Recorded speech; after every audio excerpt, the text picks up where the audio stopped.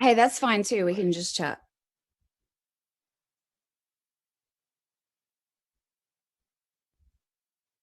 Yeah.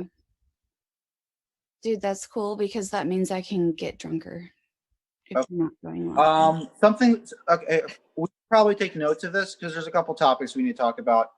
Do it. Just when disclosure comes around, when the moment comes, are we going live with everyone? Who can we trust? How do we transfer the information? What exactly do?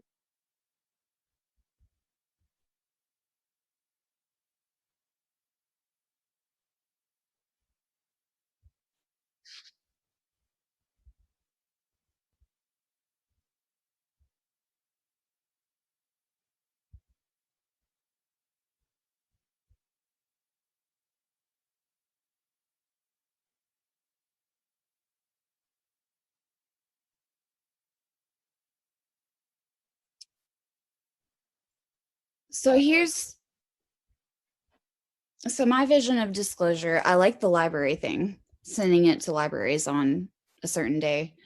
Um, what I had sort of envisioned is I want to publish the paper on archive.com because you absolutely cannot publish this in a peer-reviewed journal because the peer review committee will laugh you out of there, but they'll send it to all of their friends.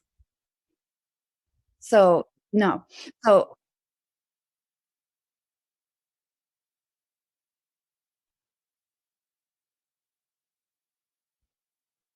yeah. I say we What I do everything really, we can. sorry, what?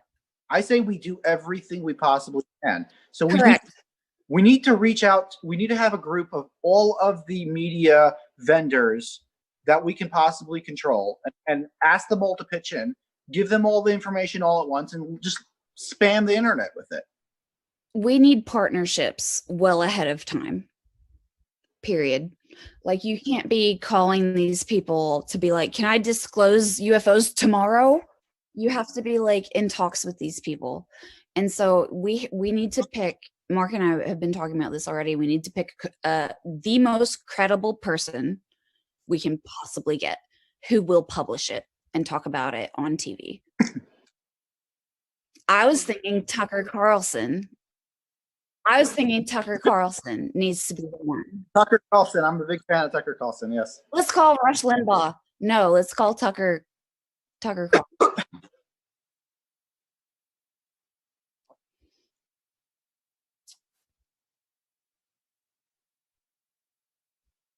No, fuck Bill. Lufa? No, Lufa? No, fuck Bill. I'm sorry. We'll do it live. But Lufa. but that needs to come out also with all the YouTube channels that are relating to this topic. Everyone needs to be on board, and so basically what we need is email addresses, A network. phone numbers, networking. We need to have an open conversation with all of these people, all of these potential channels, so that it will be impossible to shut us down. It needs So what to I be. want to do, like, we've been at the Institute here in Huntsville, we've been like intentionally under the, like, below the radar. Like, we've been intentionally like spooky, hush hush, don't tell anyone. Like we use heady words on our website, but we don't actually say it directly what we do. But like, so I've kept my profile very low, like, intentionally, and I even went as far as I removed the contact form from my website because I was getting so much fucking heat. It was just insane. I had to take the contact form off of my website. But like, I need like 3 months running up to disclosure to establish myself as a personality that people have seen before. Before disclosure, they need to have seen me.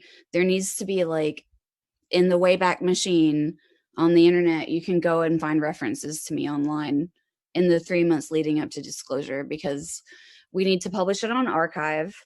We need to have Carlson on a Friday night, or maybe a Thursday night. Thursday night, he needs to announce we've got something big. There's a documentary on Netflix that is posted an hour from now. And there's a paper on archive.com that's dropping an hour from now. Amy, and the documentary and the paper need to go online at the same time. We need to contact Stephen Greer first because he needs to make the documentary. That's what takes the longest. Here's the thing about the documentary and why it's so crucial.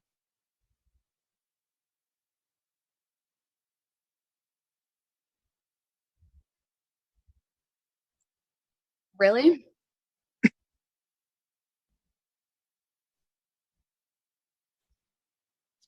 We need. Okay. I like that. Let me send you actually. My dad is on ResearchGate from years ago. I think I can chat in Zoom and I can send you a link to his ResearchGate profile because we could post it on his profile with him as the author, and then we could have that Tucker Carlson, send in that link. So let me see if I can find him here. And also this ResearchGate profile will give you an idea of like the background that this is coming from, right? So like disclosure is going to come out of Huntsville, Alabama, out of Redstone Arsenal. Redstone Arsenal in Huntsville, Alabama is the biggest fucking deal that you've never heard of. It's the biggest fucking deal that you have never heard of.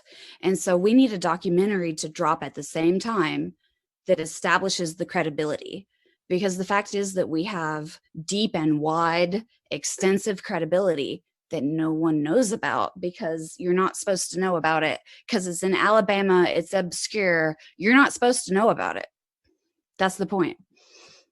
So we need to establish credibility at the same time that we drop the paper. People that know what Huntsville is. Amy showed me. Know what Huntsville is? Is that what you're saying? I don't think so. Amy showed me not one, but 2 Saturn V rockets there. One was standing up and one was horizontal. People don't know what Huntsville is. Huntsville is the biggest fucking deal on the planet that you have never heard of. No, it is. No, like Huntsville is the Silicon Valley of government national security technology and intelligence community technology and aerospace technology. Huntsville is like the hub. Like we are number 3 on the first strike launch list. If first strike happens, 3 targets, Huntsville will be one of them. Alabama. This is Alabama, dude, in the deep south. We're in the top 3 first strike. But and it's because you haven't heard of us. We're in the top 3 first strike because you haven't heard of us. That's why. It's on purpose.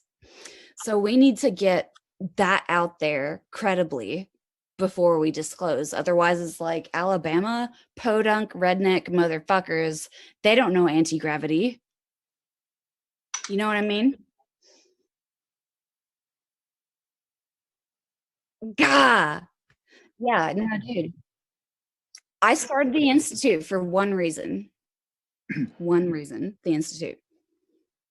I started it as a public-facing persona to disclose anti-gravity technology through, because I told Mark this. If you stick your neck out in public, at least someone notices if your head gets chopped off. If you stick your neck out in private, fuck you. They will bury you. They will burn down your house while you're sleeping in your bed, and it won't even make the news. That's why the Institute exists. So it's a platform of credibility and public-facing persona. So like, sorry, my laptop's falling. So I need to establish that like at least 3 months ahead of time, which is basically now, to be real. 3 months ahead of time is basically today. I need a documentary fucking ASAP. And the reason I need the documentary, fucked up. It's simple and it's fucked up at the same time.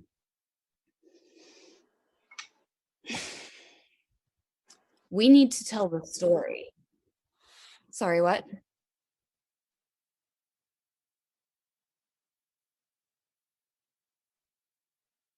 So the thing is,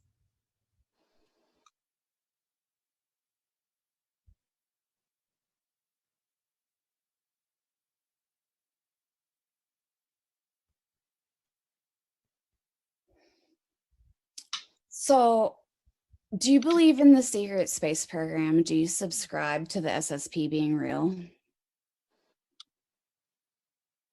Oh shit. Hold on. Let me check my fucking Intel notebook to find the correct organization name. I don't know. Hold on. Navy.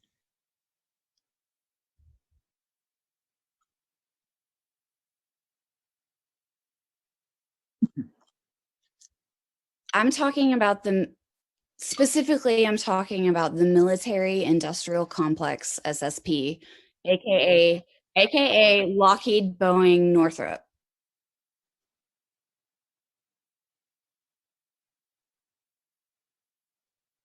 Yes.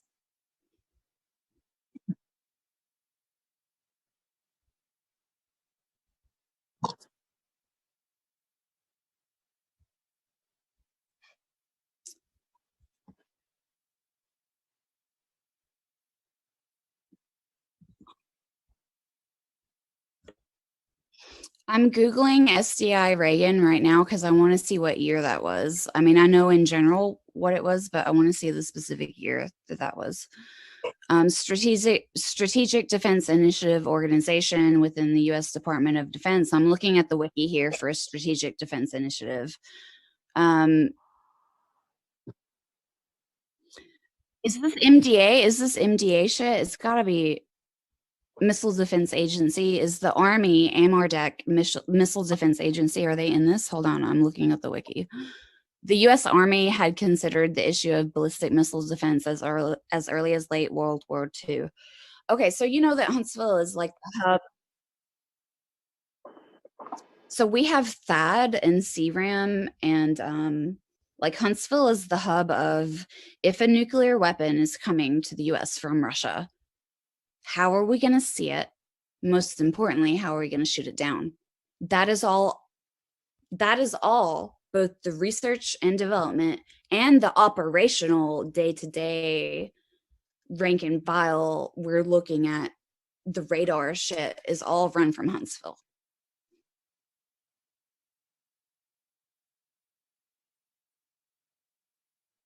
They would have to. They would have to. They have them here. They would have to have them there and on the West Coast.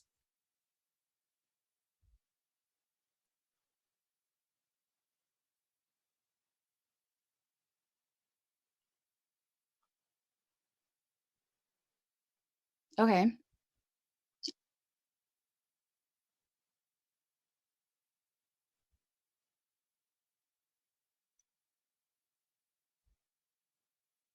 Wait, what city is this again?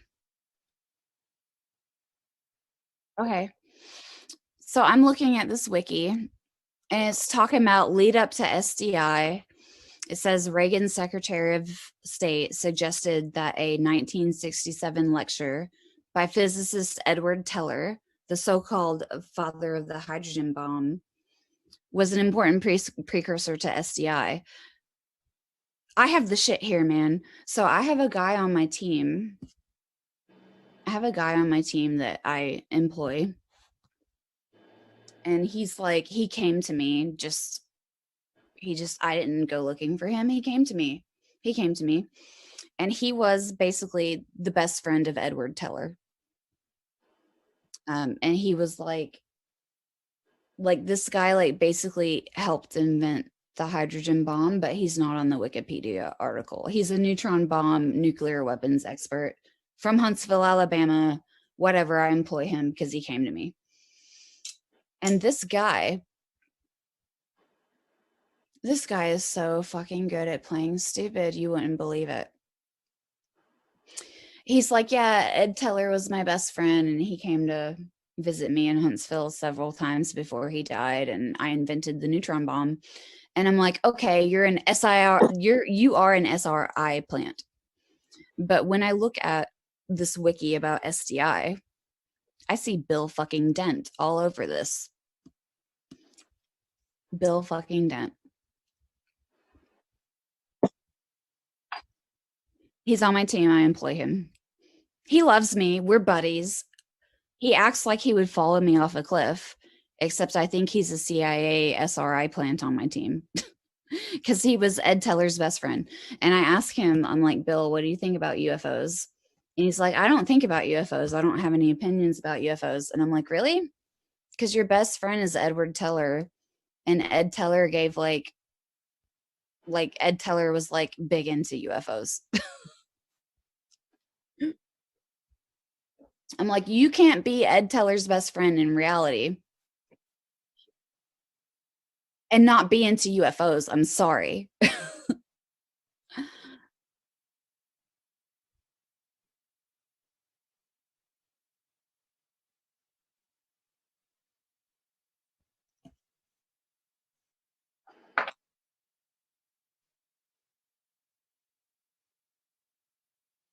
What state was it?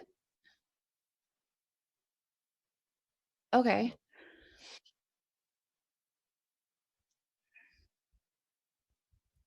Hold on. I'm scanning through this Wikipedia article and my eye just caught suicide pact. I have to read what that was.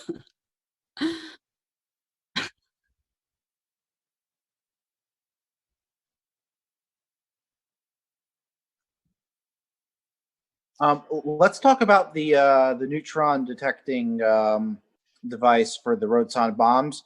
Oh Um, God, Bill's bullshitting me. God damn it. He's a spy. yeah, I mean, he still has some use to the institute. He has He's the a lab. subject matter expert. He's a subject matter expert. I think I could work with Bill and really figure out if he's a spy, and You would also like work Bill. with the project. Your dad liked my idea, and that's fine. Jeremy, get this. So Jeremy, get this. Listen to this. So the other night, Amy took me to the airport, and we were chatting right before security, and they called my name for the plane. I got to security. All the agents were on break, whatever. I ended up missing my plane. So we ended up staying another night at Amy's house, and her dad ended up taking me to the airport because she had some crazy meetings and stuff. But the night before, right when I got there, they started talking about this project to make a neutron ray. And me and Amy were talking about the day before. She actually read me in on the project. Basically, you're using neutrons to detect ordinances under the ground. But basically, neutrons are, the subatomic particles, and they release gamma rays. So there's a couple ways of doing that. And the problem is that when a neutron generator, other than nuclear stuff, but a real neutron generator creates neutrons in 360 orb. So like yeah, the neutrons you're getting, they're going in all freaking directions. like an incandescent light bulb. Yes, pretty an incandescent light bulb, exactly. Yeah. So her dad was saying the only way to get a beam out of it is to have the spins going one way and the spins going the other way, at 180 degrees. And you know what I told him? Dude, that's Alzafan. Al's a fucking fan. Fuck him. That's Sorry. dynamic nuclear orientation. It's exactly what I'm doing right now. I said, listen, I showed him the shape in the air. I didn't even have a whiteboard. I said, all you got to do is a circle with two cones in the center, and make that the entire length of the accelerator. And then you have two separate electromagnets, one south north and one north south, basically opposite. Hit it with microwave frequencies from the side to orient all of the hydrogen atoms, and boom, you got yourself a neutron ray. You know what his response was? It'd be very fucking heavy. Practical to the end. But then I said I have this company in Germany that can do 99.95% pure iron. It's very expensive, but if you do that, you can drop the weight dramatically, probably by like 75% for the iron at least the iron mass. Yeah. The Alzafon thing is crazy. I guess Jeremy's totally on, like, he's on the same page with Alzafon, right? Jeremy's on all different pages. He's on all different pages. Okay.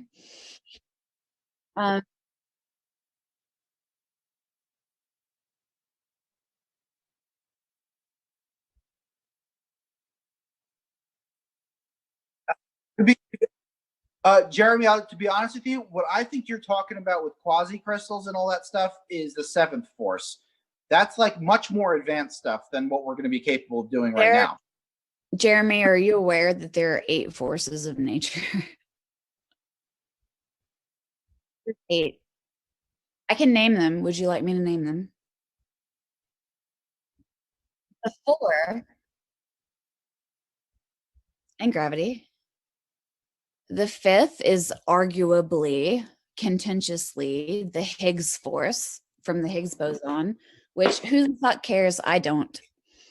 And then number 6, number 6 is anti-gravity. The 6th force is anti-gravity. That's what my group has a mathematical equation to physically describe. We have 6th force on lockdown. And then 7th force is basically energy into matter into energy, which sounds like what? A portal, man. If you can energy, matter, you can like download yourself into a new whatever through a portal. Yeah, it's starting.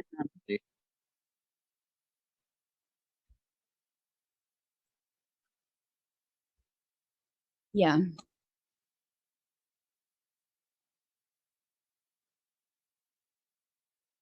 Diracle, how do you spell that? Let me Google that. What is that? Oh, Dirac holes, HOLEES. Okay, I got it. Thank you. I'm Googling. Go ahead.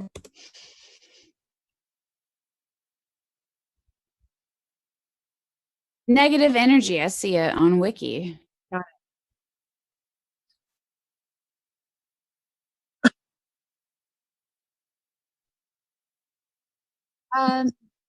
For Alcubierre, yes. But for other shit, no.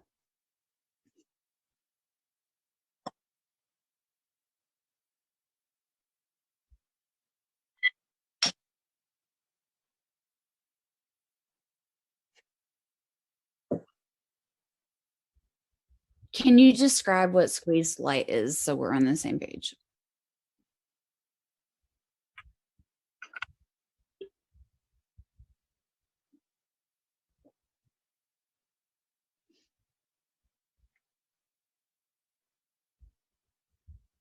Oh, Dirac hole theory is beta decay stuff. Okay. I'm looking at the wiki. John Wick extended Dirac hole theory to cover neutrinos, inducing the anti-neutrino as a hole in a neutrino Dirac sea. Fuck, what does that mean?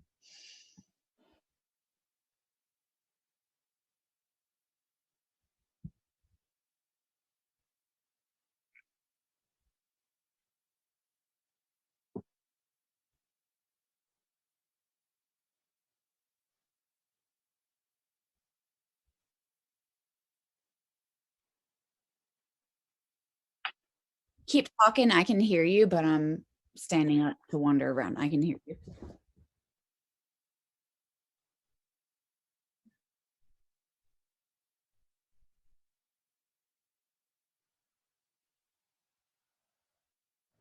Okay. If you let me go through this in my head. If you have a beam splitter, aka like the single slit experiment, right? They're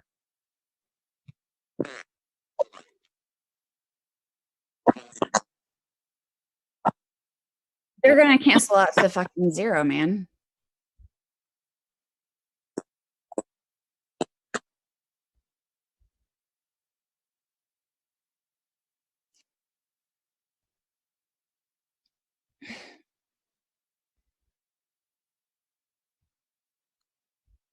Pause. I would like to make a prediction about what you're about to say. I could be wrong. I'm probably wrong. Are you about to tell me that the electron is interdimensional?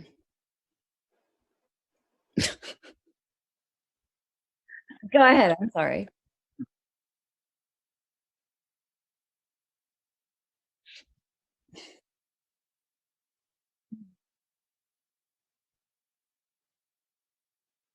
Mhm.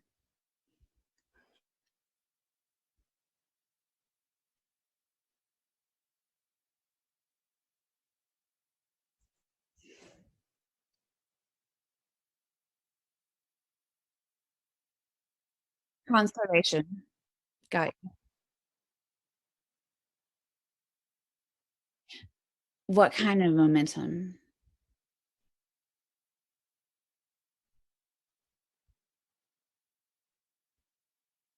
The vacuum? Does it go into the vacuum?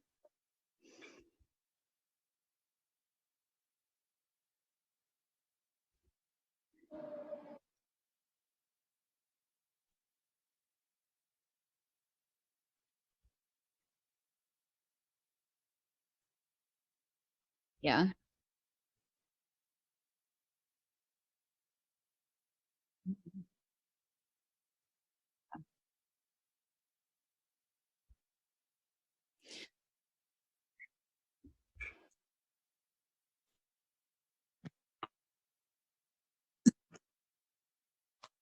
Okay.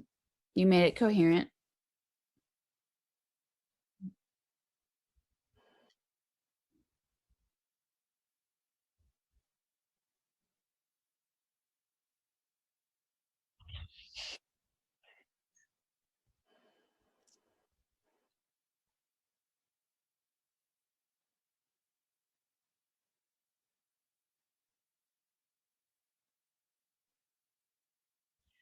Are you talking about like absolute zero for like, I don't know, not temperature, but maybe delta G or something? Like absolute zero for energy. Now I see your face. I'm gonna go. I have a steak and green beans and freaking wedged potatoes in the microwave if I walk to the kitchen and get it. Oh, oh, geez, I forgot about it until just now. I put it in the microwave. I pressed the button. I walked away. I forgot about it. I smoked a bowl. I'm gonna go get my steak. I'll be right back.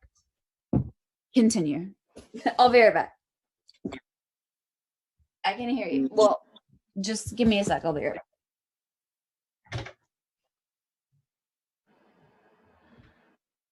Okay, Jeremy, is that the smartest person you've ever met in your life?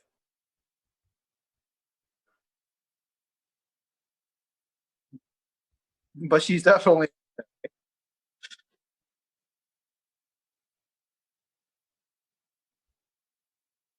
okay.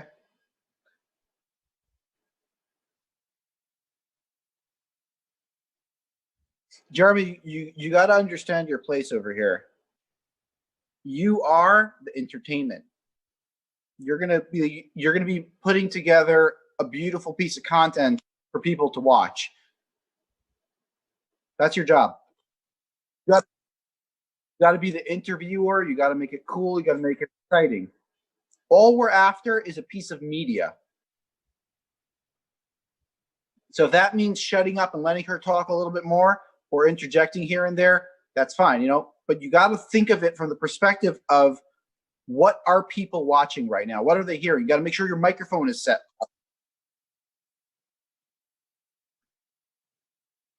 She, she can talk nonstop. Like it's insane. I got headache.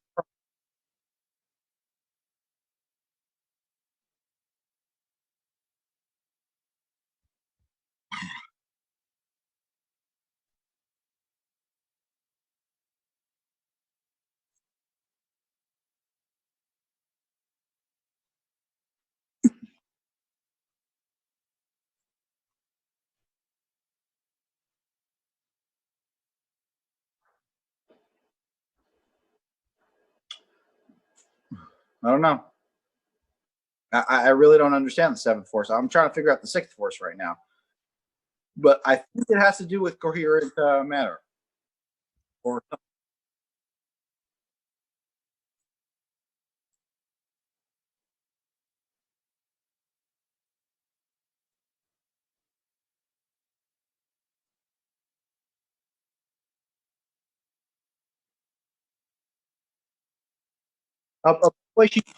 she's pretty sure that Ken Wheeler Ken Wheeler. Sorry, I'm back. I have a Ken fucking I Wheeler. know Ken Wheeler has, according to Amy, Ken Wheeler has real anti-gravity. And he's a honeypot. He brings the bugs in and swats them. So, like, don't contact him. Ken Wheeler is a honeypot. Ken Wheeler's a honeypot. Ken Wheeler is a honeypot. Yes. So the NSA, according to my secret space program, time traveling, katana wielding, chess playing, Japanese, like genetically engineered fucking sources. I don't know. If you believe that guy, he says that the NSA has a list of 5 people that have independently discovered what is colloquially but inaccurately called anti-gravity. They have a list of 5 people for the NSA, and he says, well, he told me some of them, and I think I filled in the blanks for the rest of them. So Tesla, he says, is the first. Obvi. Whatever. Tesla's no, fuck him. Fuck Elon. I have a consultant that was his propulsion head, whatever. I'll tell you about Elon. But no, Tesla was the first. And then I'm pretty sure the next one was Podletkanov, I'm pretty sure. I think Eugene has it. And then the third one was, let me think.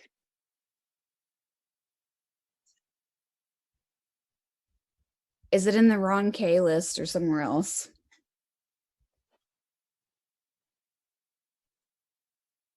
Oh, you know about Ron K.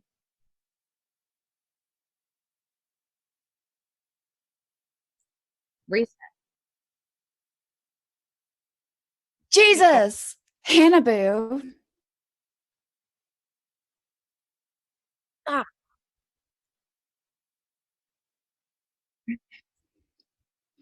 okay.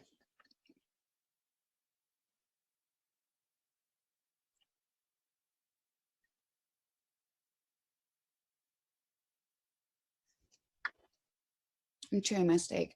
The Hannibal saucer. So I've got the katana wielding time traveling soldier. He's Dan Cooper. Dan Cooper. You can Google him. He's on podcasts talking about how he's a time traveling, sword wielding, chess playing, whatever. He offered to mentor me in chess so that I could settle international disputes with chess. I'm not even joking. He's crazy. So he's one of my SSP contacts, allegedly. The other one, I've got this guy in Milwaukee who's German, and he says his uncle created the Hannibal saucer, and his last name is Hahn, so it's feasible. His last name is Hahn. He's at the University of Milwaukee, and he's like, yeah, my great uncle was invented the Hannibal saucer. And I think that's real. I think that's real.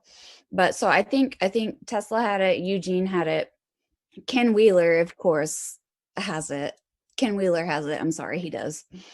Dan Cooper, who's the source of this info, says he also has it, independently discovered. Dan Cooper, katana wielding, time traveling, whatever. And the fifth one supposedly, according to this SSP katana wielding dude, is my dad, to independently discover anti-gravity.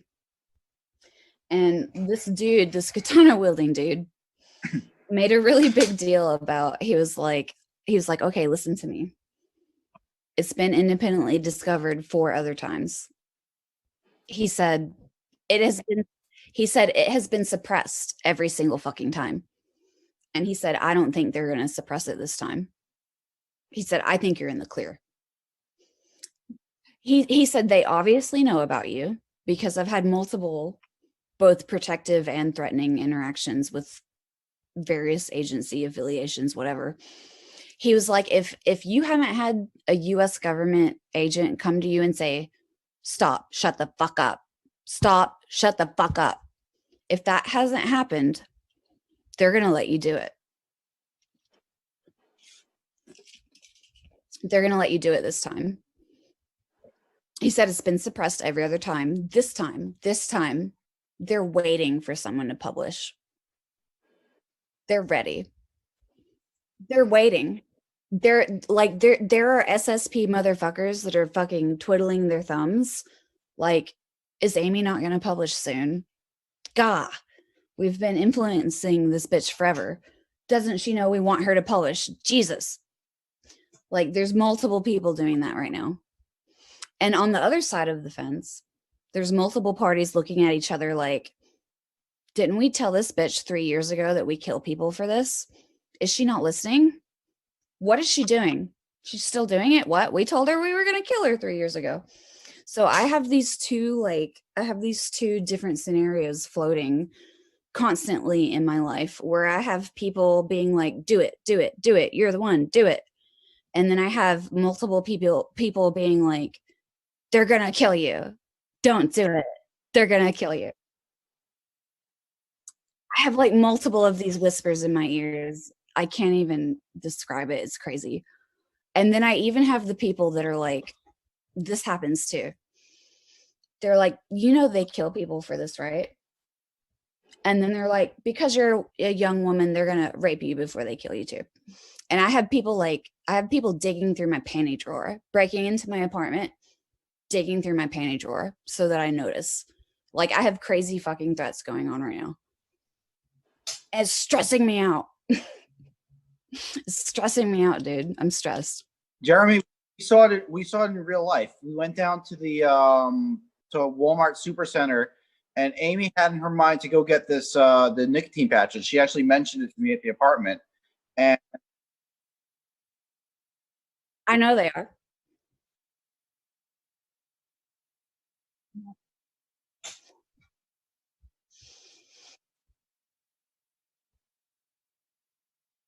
Mm-hmm.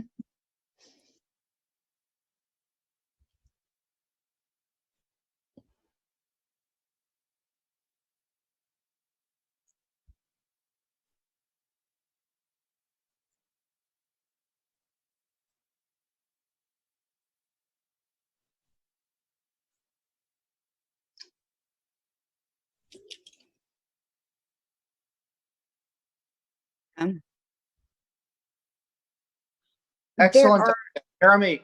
Jeremy, Amy plans on coming down for the Alzafen experiment. Can you have those cameras on hand to give her physically? I don't know if they're checking the mail. They're definitely. um,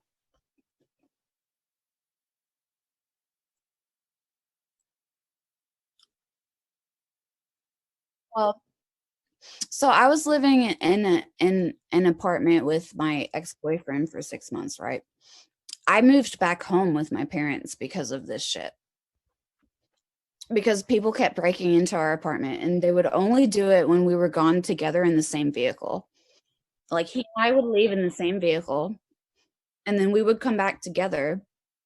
The first time we noticed the break-in, we came home and there was a micro USB charger plugged into the wall, left there, cut in half with a knife, with the wire exposed on, and like both halves, like half of it is plugged into the wall and half of it is just sitting on the counter and it's cut in half with a knife. What the fuck? What the fuck? The second time we noticed someone had been in the apartment is really fucking weird, because the night previous, it was like in the summer, and he had opened the bedroom window, the master bedroom window, to let the breeze in because he was hot. And I said, you know what? I'm really cold. Can you please? We were going to bed. I was like, I'm really cold. Can you please close the window? Because I feel the breeze. It's making me cold. And he said, yeah, I'll close it. And he pretended to close it, but he didn't. And the next morning, I noticed the window's still open. Motherfucker lied to me. He said that he closed the window, but he didn't. But at that point, it was hot. So I left it open and I left. He was gone to work. I noticed the window was still open. I go to work. I leave it open. I come back like an hour later and the window is closed. Like, somebody witnessed that interaction, that I asked him to close the window and he didn't. He lied to me. He said he closed it. He didn't. I noticed it was open the next morning. I left without closing it. I came back before he came back. The window is closed. because somebody was like, I'm gonna close this window for this girl. She asked him to close it. He lied. He didn't. I'm gonna go close it right now. It wasn't him. He was at work. The third time we noticed someone had broken in, he plugged in a pair of Bluetooth headphones to charge into a micro USB right as we left. We go to the bar. It's like a Sunday afternoon. We go to the bar and we work for a while together in one car. We come back. The headphones are unplugged. They're exactly where we left them. He plugged them in at 36% battery. We left. We come back. They're unplugged. They're at 36% battery, which means someone unplugged them almost immediately after we left. And so I'm like, that's weird. What are they dicking with the headphones for? I walk into our bedroom. And my panty drawer has been dug through, and there are pairs thrown on the floor so that I will notice that my panty drawer has been dug through. And I'm like, I'm pissed now. They're not panties that you wore, right? No, like they dug through the drawer. Like every girl has impractical panties that she gets for like bridal showers, birthdays, bachelorette parties. You have your fucking, you never wear them. They're in the bottom of your panty drawer. You forget about them. They dug through my panty drawer and they pulled out the impractical ones. They pulled out the impractical ones I never wear and they threw them on the floor so I would notice. And I was like, I'm fucking pissed now.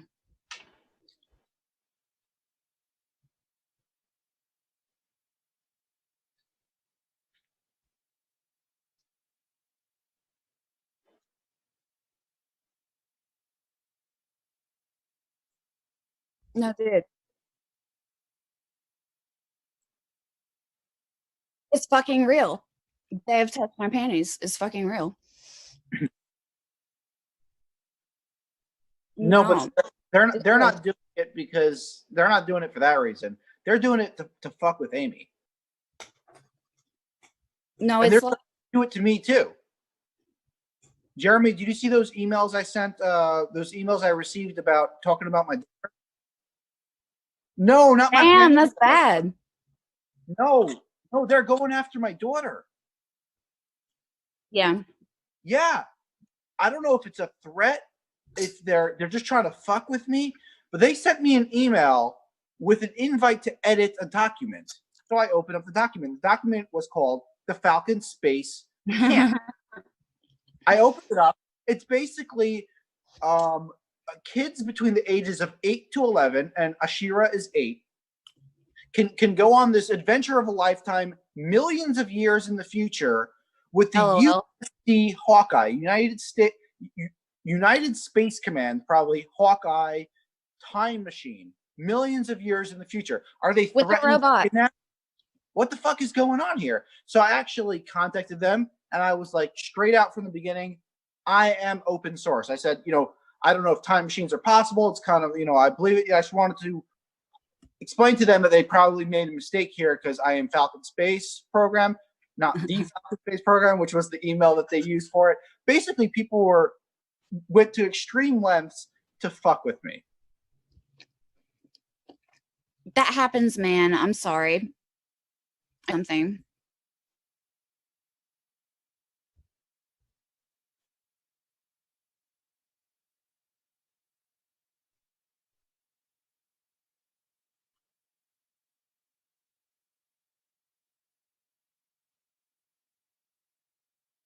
Okay.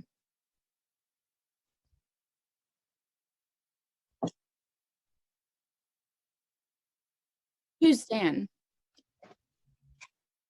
Okay, never mind.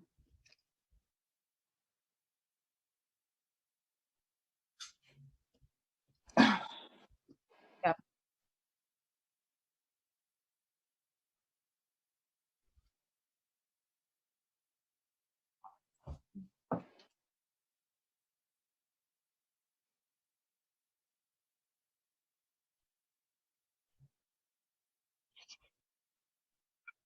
Okay. Have you seen one? Yes. What have you seen? Why are you into this? What's your reason? What's your motivation? What have you seen? What do you know from like childhood?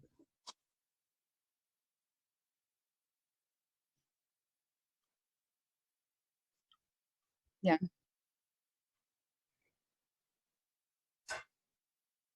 Yeah.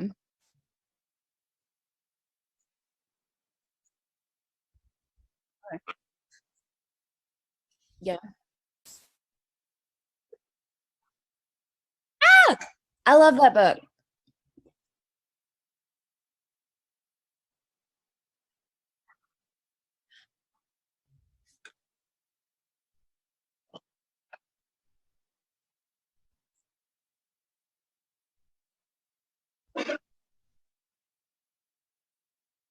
There is there's plenty of room at the bottom.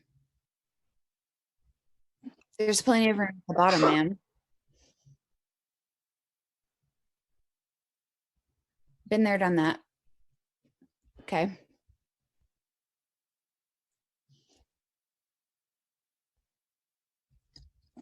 I've got it printed here somewhere from like a decade ago. But really?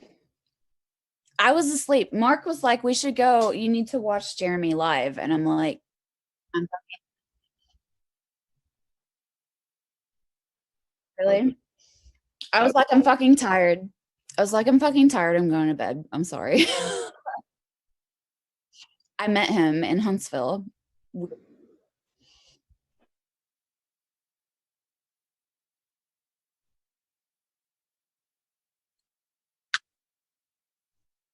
Oh, whatever. I took them to drinks that night. Hal and Lou. I don't know. You maybe don't know my history. Um, Hal has been to my house like 3 times, like to my personal home. I was living in Seattle for like 3 or 4 years. I was doing the entrepreneur thing. I had like an encryption company where I was like doing encrypted, like uh end-to-end encrypted file storage stuff for like privacy, security, whatever. And so I was in Seattle and my dad got poached by this weird ass investor. Long story. Weird ass investor poached my dad out of NASA.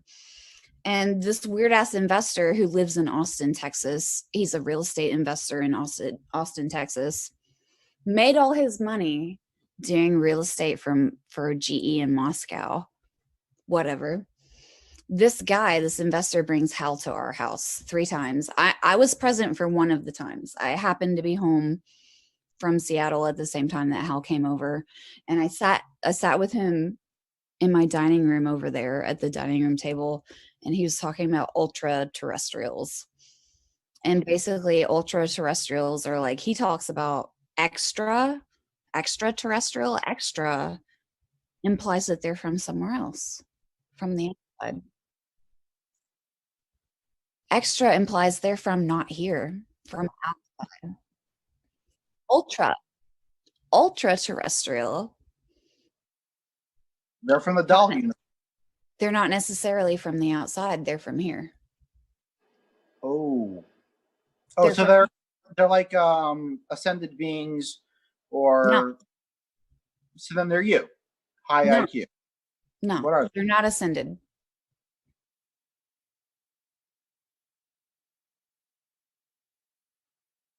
They look like you and me.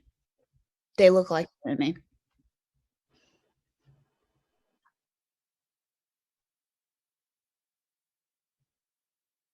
If you don't know, I don't know. Am I one? I don't know. I was born in Huntsville, Alabama, in the West Wing of Huntsville Hospital in Madison County, Alabama. On a Saturday around midnight, I was born. I don't know. I'm a Virgo. So I was told.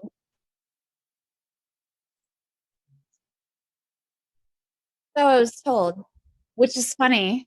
My current gynecologist, OBGYN, the man that does my pap smears every year, gave birth to me in Huntsville Hospital 32 years ago.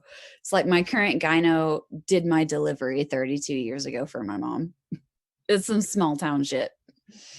But no, so Hal talks about ultra terrestrials and they're from here, but ultra, why are they so much better? Why are they so much better from here? He's not anymore, yeah. Yeah. Ultra. They're from here, but why are they so much better? Do you have a guess? Ultra. I've never Googled it. I don't know. I sat at my dining room table. The man was talking about ultra terrestrials. I've never Googled it. I don't know.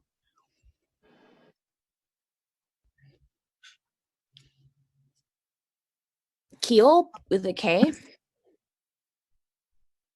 I don't know anything about that. I was telling Mark tells me about these conspiracy theories, and I'm like, dude, I have never been interested in aliens. I was born in Huntsville, Alabama, to the technical lead of the PRL. I'm like the propulsion princess of Huntsville, Alabama, the propulsion capital of the world, totally by accident, 100% by accident. I was born into this shit. I have not sought out any information about aliens whatsoever. I've sought out zero information about aliens. Everything I know is from direct experience. Everything I know is from direct experience and people I know being like, dude, have you heard about the aliens? I have this evidence, smoking gun. I have never Googled aliens ever. I don't know what the current theories are. I have no.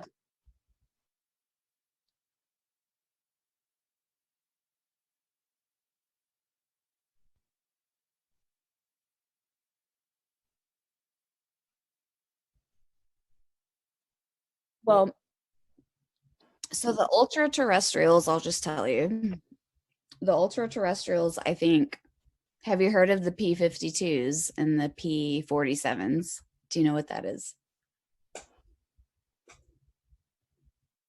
They're us from the future. They're from here. They are you. They are me. They're from here, from the future. P-47 is present plus 47,000 years. P-52 is present plus 52,000 years. And basically there's a calamity, right? So there's like a apocalypse scenario in the near future. It wipes out most of like everything, man. And there's the ones that go underground and survive, right? And then there's the ones that somehow stay on the surface and miraculously don't die. And the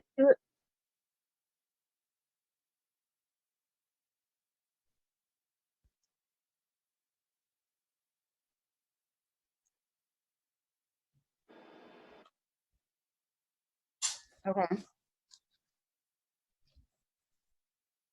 Hmm.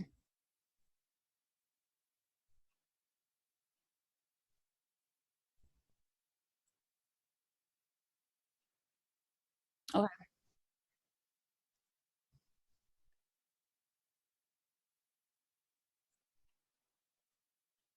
Hmm.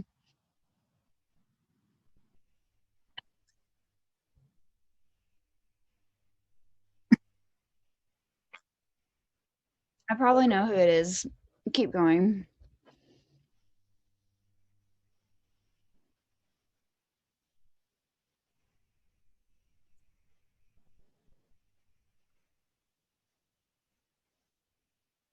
Well, I mean, I can probably tell you who he works for. That's not Lockheed. If you give me more detail. I've never heard of the man. If you give me more detail, I can tell you who he works for.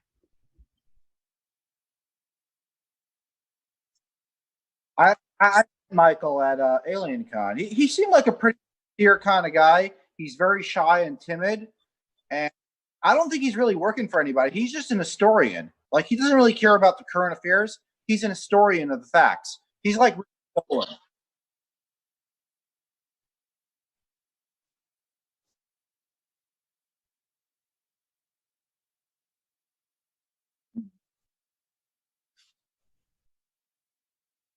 Mhm.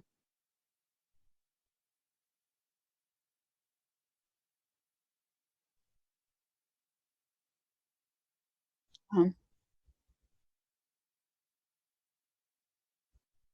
Mm.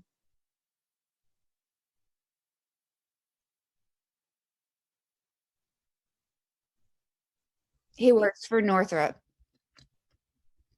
Northrop. He works for Northrop. North here. Dude. Northrop. Lockheed, fucking no. Boeing, fucking no. Northrop is Northrop.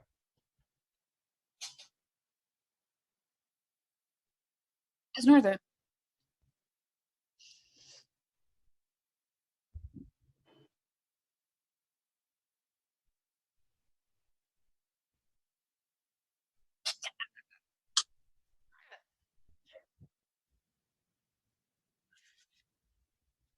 Ah,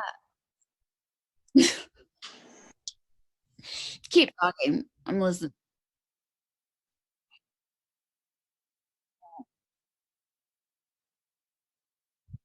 God. Wait, months before what was happening?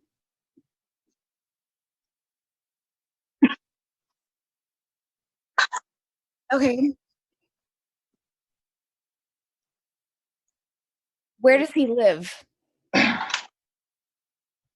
And was he hinting at Corona in November?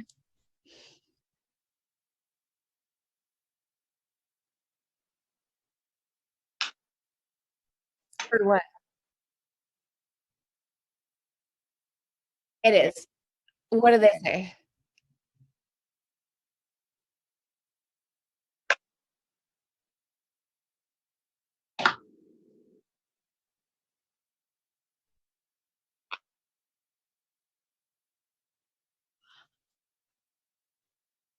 When? The shit was popping off when? June? You know what? I'm looking at my Outlook calendar right now to see what I was doing in November. I can tell you right now, I had Corona in November of last year. That's a long story. That's a long story. I had Corona in November of last year. Uh,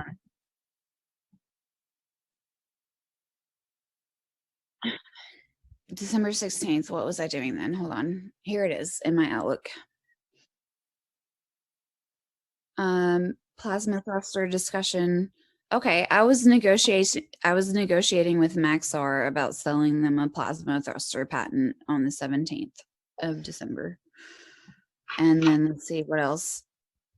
Deborah, the CEO of the Space and Rocket Center, had her retirement party the 18th. What was the week before? Let me look. Not much. I had Corona from September to January. I got Corona in September of 2019. I was in Vegas at DEF CON. I got Corona at DEF CON in Vegas in September, mid September. It was fucking crazy. I thought I was going to die. Like I was telling all my business partners, like, oh my God, I have this gnarly flu. It's the worst ever. I've never experienced such a thing. Like I would stand up out of bed and be like, fuck, I have to lay back down because I couldn't stand. I couldn't stand. I was like cruising around the apartment, like you know how toddlers like cruise, like hanging onto the furniture, walking. I was doing that. I was cruising around the living room. I couldn't stand up straight. Like I was walking bent over. I was so short of breath. I was getting palpitations taking the trash out. From September to January of last year, I got it at DEF CON. And like my boyfriend and I, that we were living together, my boyfriend and I at the time, he had it too. He had the rash over his eye. I had the rash on, it was like on the inside of my thighs. I had a rash 3 times. I did 3 packs of prednisone to get rid of the rash. And then I got, well, it started with the vomiting. The vomiting was fucking crazy. My boyfriend and I, my ex and I, we vomited every day. If he didn't vomit, I vomited. If I didn't vomit, he vomited from September to January of last year. And I finally got the respiratory thing in November. And then I ended up in the ER December like 30th with like all this mucus in my lungs. Like it was the thickest mucus I've ever experienced. Like I didn't know it was in there because it was so thick. it wasn't moving when I was breathing in and out. So there was no rattle because it was so thick. I was just, just like this thick, clear mucus. I thought I was going to die. I had corona from September to January. I finally got over it because I broke up with him. I social distanced because we were giving it to each other back and forth from September to January. Like the 3 rashes I got was 3 reinfections. He reinfected me 3 times. I reinfected him. I did 3 packs of prednisone for a rash 3 different times, and then I ended up in the ER. And it didn't go away until I broke up with him because he was a fucking rage machine douchebag. Rage machine douchebag. I broke up. The minute I moved home, well, because the break-ins were happening at our apartment together. So I broke up with him. I moved home to my parents' house to get away from the break-ins. And I was better immediately. As soon as I social distanced from him, we stopped passing it back and forth forever. And I finally got over corona. And like now I have like post-corona complications that really fucking suck. You're going to see, listen to me, I said it first, in 6 weeks to 2 months to 3 months on CNN, Fox News, you're going to see that post-corona complications are going to kill more people than the initial infection. More people are going to die from the complications after recovery than died in the original infection. I'm here to tell you, because I barely fucking made it. I barely made it. Everyone's had it 2 or 3 times already, but the post complications, there's going to be a whole wave. There's going to be a massive wave, like 3, 4, 5, 6 months after infection. I had it in September. I had it before anyone had it. The people that they're studying right now contracted it in February or March. I've had it since September. I know what the post-COVID complications are. They really suck. They really suck really bad.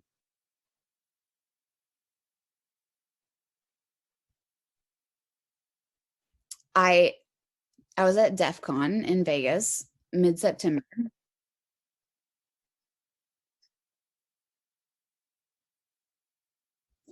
The antibodies don't even help, man. Like I've had it so many times.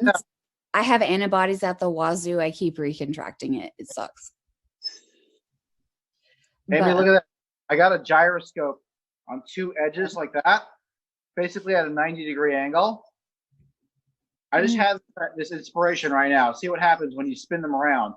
Uh-huh. Look at that. He's getting me off corona. He's like, okay, yeah, let's take Amy off her corona like soapbox right now. Doesn't matter. When you think negative, you create negative. When you think negative, you create. And I'm so tired of corona, it's killing me. What? I had beers with a Chinese hacker from Wuhan at DEF CON. I still have his number in my phone. I should text him and be like, yo, what's your name, Chinese hacker? Did you get corona? Did you give me corona? Are you still? I should text him and be like, are you still alive, dude? Are you still alive? Question mark. Look, spin the axis around. Distraction. Just by going on the plane of the spin and shifting it a little bit, you can force. Do it. Do it. Let's not talk about Amy's health, okay? It sucks. Let's move on.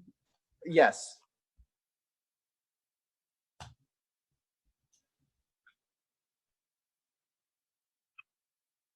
Ah.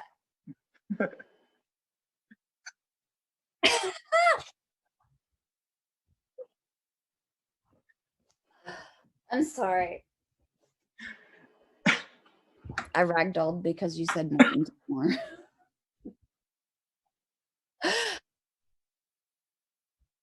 job is to publish null results, man. Hold on, I spilled my beer. Hold on, just a second. You said Martin Tamar, and I spilled my beer.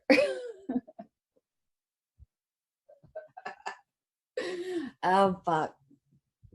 No, I know Martin. He's paid. Sorry. Oh, dude. Yeah. Okay, so Martin Tamar has the most advanced, the best funded, the best equipment, the best money, cash money of any anti-gravity research on the planet. He's funded by the German Air Force. All he ever publishes is null results. That's weird. He has the best equipment, the best lab. He has a fleet of fucking grad students, Germans no less. They're good at this. He has a fleet of German grad students. All he publishes is null results. What's up with that? I can tell you what's up with that.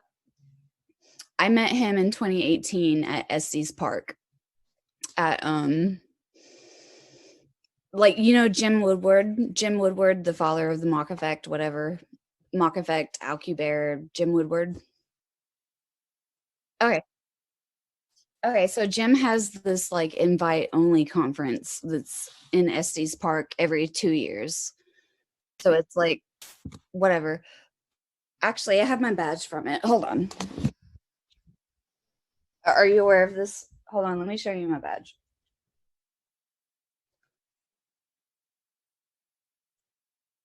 Oh man. Dude, I don't know. I don't see my badge. But anyway, Tony, fucking Tony Robertson, Glenn Anthony, whatever. He invited me to Estes Park in 2018. And I went with Chantel, who's she's chief research officer of geometric energy in Calgary, Alberta. I don't know if you know who Sam and Chantel are, Canadians, whatever. They're my business partners. Chantel and I went to this conference in Estes Park in 2018. And wait. You got to introduce Sam. What? Sam, what's his last name again? His real Reed. Herzog. Reed / Herzog. His last name isn't really his last name, whatever. Okay. Show him his last text. Yeah. Oh. He was contacted by extraterrestrials, whatever. So I went to this take down a video of the ARV, basically real footage of the ARV taken from the ARV flying past Saturn, and it's all in black and white, old style footage that you got by completing the Quinine puzzles. The second. This is a tangent. But are you aware of Cicada 3301? You know Cicada Reddit Cicada hacker spooky. Are you aware? Cicada? Okay. Okay. So like 5 years ago, there was this thing called Cicada 3301 or 33 something. It was on Reddit. It was a whole bunch of cryptographic puzzles. And you had to like solve the puzzles, and the winner, like the answer to the puzzle sent you to another puzzle, sent you to another puzzle, sent you to another puzzle. And at the end, there were coordinates. And whoever went to the coordinates got the fucking thumb drive, man. That was like 5 years ago. So like I'm in Seattle like 4 years ago, and this 21-year-old hacker dude that says he's Cosmo the God from this hacker group is like elite Jewish Nazi. And no, elite Jewish autistic hacking, like political activist hacking group. Whatever. He's like their main social engineer. He's 21. I meet him in Seattle, and he tells me about Cicada. And he actually vets me with Cicada. He like sends me the puzzles, and I don't even try because I'm like, dude, if you're trying to vet me based off of my ability to solve cryptographic puzzles, you're vetting me based off of the wrong criteria, man. You should vet me based off of relationships, not math. So I like didn't even try. But anyway, Cicada, people think is, no, I can do shit. Like my degree, I have a double degree in biology and chemistry. Chemistry is like, I did quantum chemistry and organic chemistry and inorganic and NMR and blah, blah, blah, all the shit. And then I did like biotechnology. I almost finished a PhD in biotechnology. And well, it was biotechnology, bioscience, engineering. I was doing recombinant protein engineering for like gene therapy shit. Just to be clear, I think biology is probably the hardest. Yeah.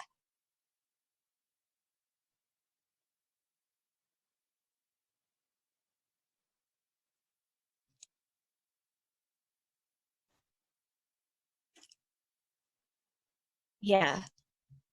He sent me the puzzle. He sent me the link to the puzzle. And he was like, I think you know more about computer science than you let on, biologist fucking bitch. I think you're a hacker and you're not telling me. And I'm like, dude, no. I'm a biology chemist, biotechnologist from Huntsville, Alabama. And I have a history of electrical and mechanical engineering. And I worked at MRDEC. I worked for the US Army. I was in the Weapons Sciences Directorate, but then I transferred to biotech. He was like, I think you're a computer science hacker and you're just not telling me. And so he sent me these cryptographic puzzles. He's 21. He's from Cosimo the God, a UG Nazi. I don't know. You can Google it. And I didn't even try to solve the puzzles because I was like, dude, if you're trying to recruit me to some kind of secret shit based off of me solving some puzzles, you don't get my value. You don't get my value. And I'm not going to even try because you should recruit me.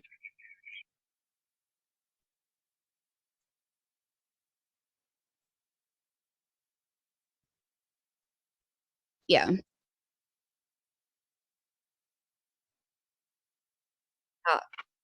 So Sam actually got to the last stage. Okay, so there's a new cicada. So Josh, the social engineer for the autistic Jewish hacking group, he tells me about cicada 5 years ago.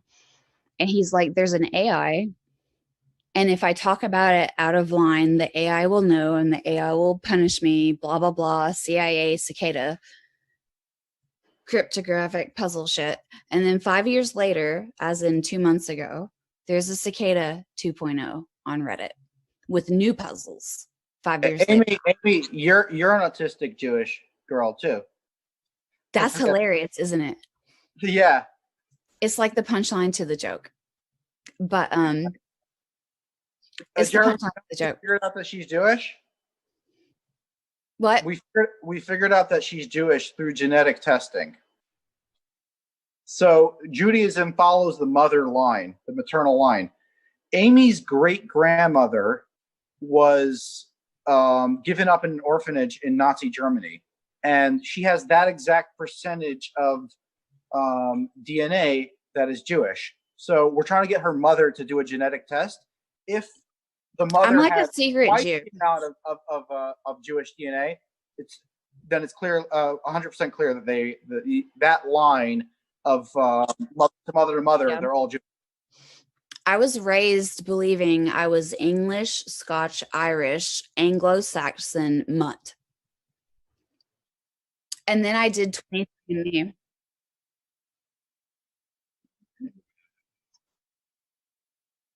Do 23andMe. I did 23andMe. I am 18% Ashkenazi Jew. 18%. And we have no previous knowledge of Jewish ancestry whatsoever. But my great grandmother grew up in an orphanage, and we have no history about her whatsoever. Anyway, so Sam solved the puzzle of Cicada 2.0 5 years later, and he got the coordinates, and he went and he got the thumb drive. And on this thumb drive was like a whole shit ton of videos of like black and white grainy, like through a porthole. You know, it looks like it was taken 60 years ago video through a porthole of like the rings of Saturn and like the moons of Jupiter and shit like that. Like black and white footage. And he posted them on YouTube and posted the YouTube links on Reddit. And so it was this whole big thing about Cicada 2.0. And I wanted to show them to Mark like a week ago. Cicada. Jeremy, we're living on one of the only planets in the universe that has internal combustion engines working with GPS systems. Ah, yeah. Yeah. Fucking insane.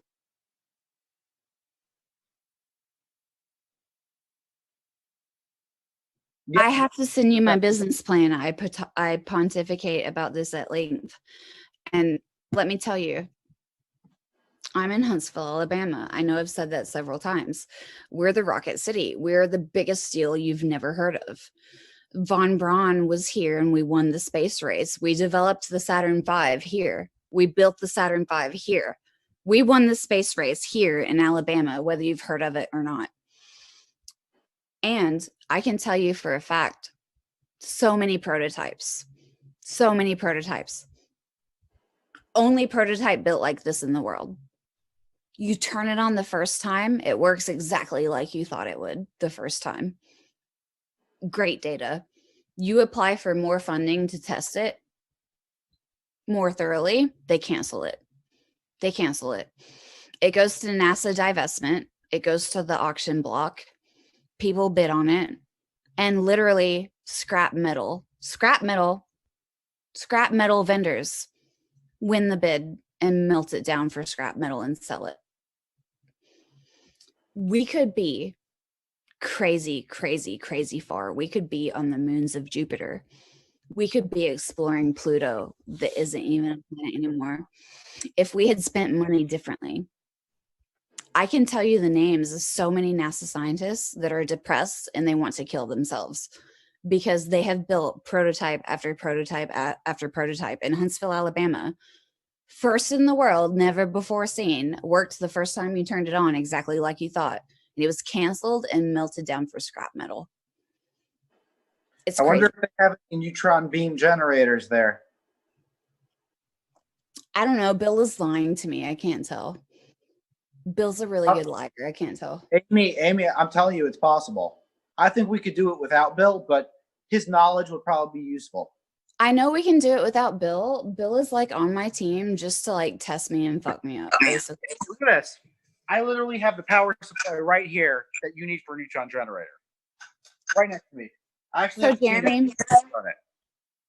So Jeremy, I was homeschooled through this group called Covenant Christian Academy. I was in public school in Huntsville through the first grade. We moved out to the country.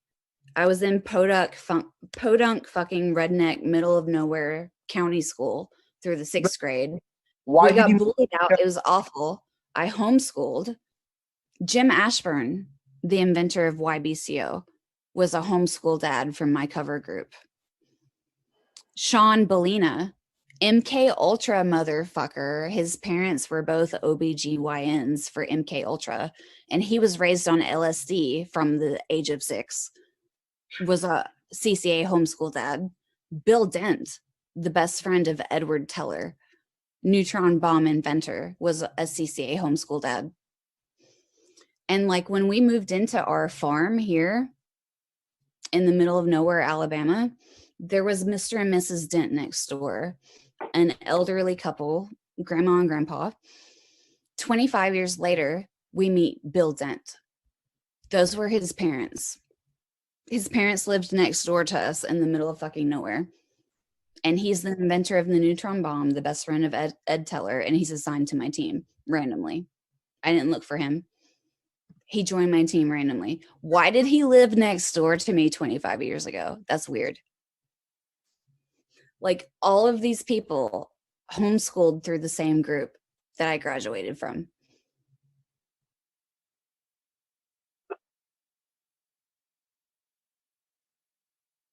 Oh, sure. No. I can learn a new field in 3 months. Name a field. I don't care what it is. Engineering, science, physics, material science, math, language, Biology. literature, arts, name a field. I will be an Biology. expert in 3 months. Amy, genetics. What? Genetics. I don't know. Like, all you need to know is how to learn. That's right. The most important skill in the universe. Genetics is the hardest field, and you will spend lifetimes learning genetics, not 3 months. Biology is so fucking hard.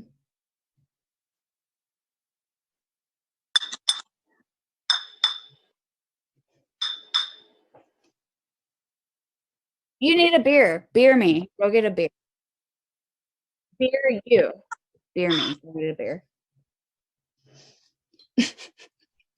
Jeremy's like, I'm stressed out. I'm stressed.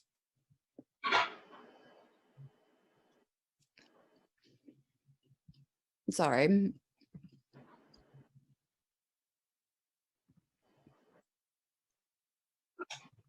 What do you have? So I want to do a Reddit AMA. I want to be like, I'm a time traveling, world saving, prophecy fulfilling bitch. Ask me anything. Ask me anything. I don't know. Cool. Don't even, man. I've been in denial. I've been in denial until like, I don't know, a month ago. Denial is really rough.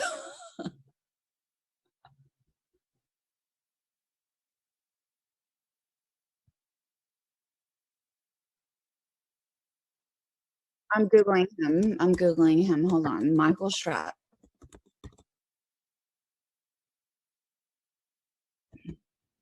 How do you spell Stratt? How do you spell Stratt?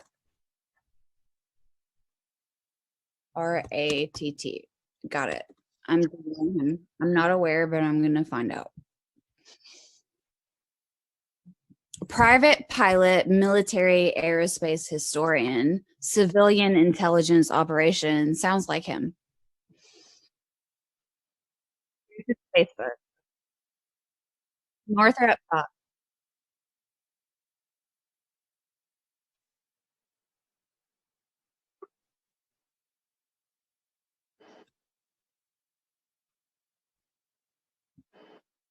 Wait, you're saying he had COVID in December?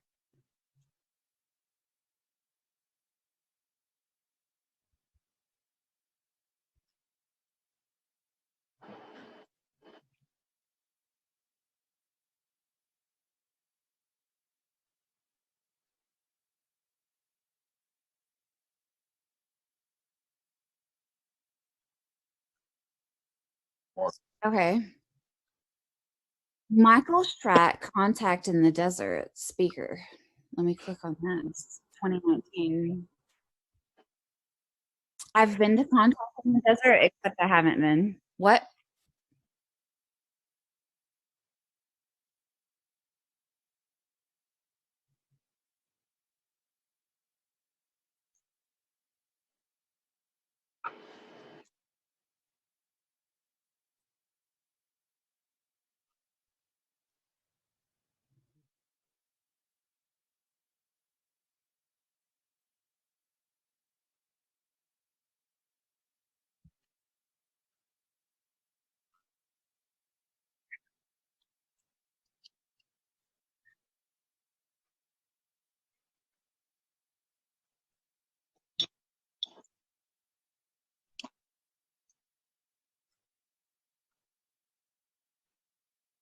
The Mansfield Amendment. Sorry, the Mansfield Amendment killed it. Go ahead. The Mansfield Amendment. Yeah. The Mansfield Amendment, around that time, they passed a law saying that the military cannot investigate anti-gravity, period. Jeremy, this was on my this was on my YouTube video too. Yeah. I copied it from her, but yeah, that's what cut it off. Charles Babbage and the Mansfield Amendment. It was made illegal for the military to investigate anti-gravity. That's weird. Why? The thing is, Jeremy, many labs around the country here have all of the equipment they need to prove anti-gravity without spending a penny. All they have to do is just know. Cough, Martin Tamar. Cough, cough, Martin Tamar. So I met Martin. I met Martin in 2018 at the Estes Park thing. And it was so fucking funny because Chantel and I like basically like sprung on him mercilessly. Like we had his papers printed out in our fucking backpacks. And we were like, "Hey Martin, I've been reading your papers since I was in high school. My dad tried to get me to replicate Eugene's experiment when I was a fucking junior in high school, and I've read all your papers for the past 15 years, motherfucker. Hello, I'm aware of Eugene." And so Chantel and I, we approached Martin and we were like, "Hey, Eugene Podletkinov, he uses a bilayer of YBCO." And we were like, "Dude, Martin, we have your paper right here in our fucking backpack that we're going to pull out and show to your face." And we're like, "Martin, right here in the protocol, it says you used a monolayer, not a bilayer. And you reported no results." And we were like, "Yo, Martin, how do you expect to get the same results when you use a monolayer and not a bilayer like Eugene did?" And then I like stood on my fucking soapbox and I was like, "Hey, Martin, aren't you aware that the most interesting phenomenon in the world happen across gradients, happen across junctures of delta differences? And if you use a monolayer and not a bilayer, that your results might be different. And therefore, your null results using a YBCO monolayer are in fact irrelevant to Eugene's results using a YBCO bilayer." What did Martin say? He said, "Hey, if you have some samples, send them to me. I'll test them." I have some too. I'm not sending them to him. Fuck no. Basically, what you're trying to say is that basically that he published a null result on purpose. No, Martin Tamar is funded by the German Air Force to publish null results. That conference, that Jim Woodward conference, invite only, exclusive shit. It was basically Jim Woodward's grad students presenting for the mock effect. And then it was like Martin Tamar's grad students presenting against the mock effect. And then it was Spook fucking City. And that was the whole conference, basically. Spook fucking City. And like, that's where I met Jan Horzan. And he's like, "Hey, here's my room number. You should come have a slumber party with me. Kissy face, kissy face." You know, he actually told me he was going to that conference after I pestered him about anti-gravity in Jersey. When did you see him in Jersey? I got it on video. I sent it to you. Okay. That was last year. The audio is a little bit low, but check out that video of me asking him about anti-gravity. It's one of the pictures I sent, one of the videos. It's like 12, 13 minutes long. You got to turn up the volume too. Jan's like my buddy. He contacts me every 3 months just to see if I'm still single. Basically. That's my relationship with Jan. He's like, "Are you still single? Kissy face, kissy face. Like, you're the one, you should disclose. I believe in you. I'm your biggest fan, kissy face." That's my relationship with Jan. I don't know. I can't make this shit up. Anyway.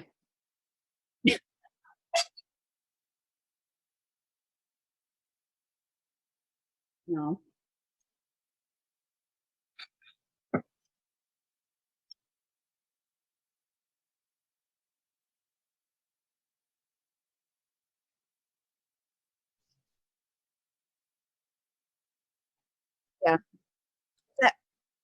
Is that the recent one or the old one?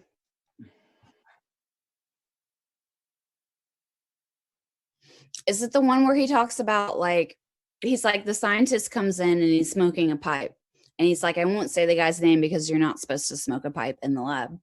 But he talks about how the pipe smoke like went over the experiment and there was like a vortex in the smoke. Is that the one you're talking about?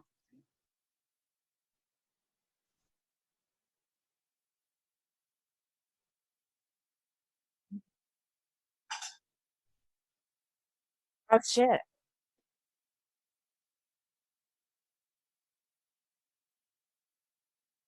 I recall.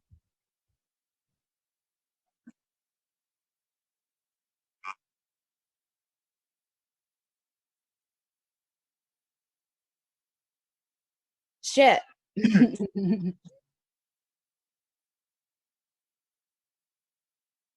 I remember.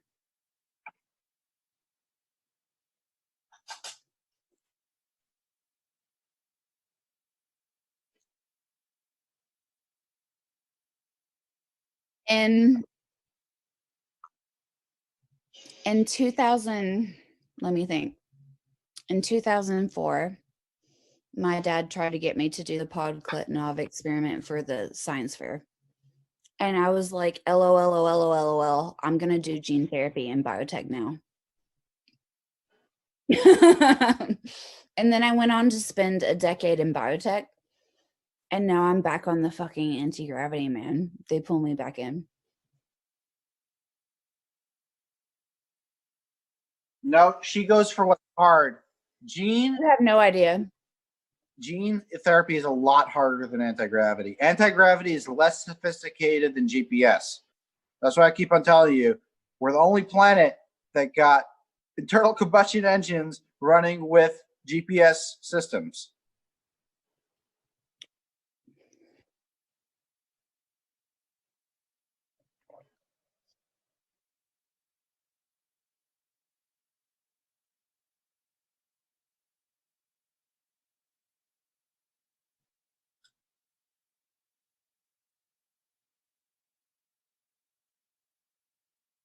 Anti gravity is a gross misnomer. It's really super misleading. The term anti gravity is really super misleading, barking up the wrong fucking tree, totally wrong, misleading.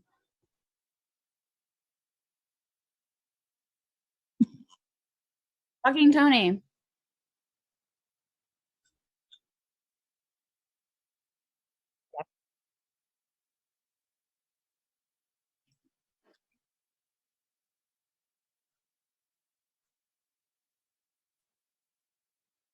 Okay. So this is my life. So so my dad was the technical lead of the advanced propulsion lab at NASA Marshall, again, the propulsion capital of the world. And I was a little, yeah,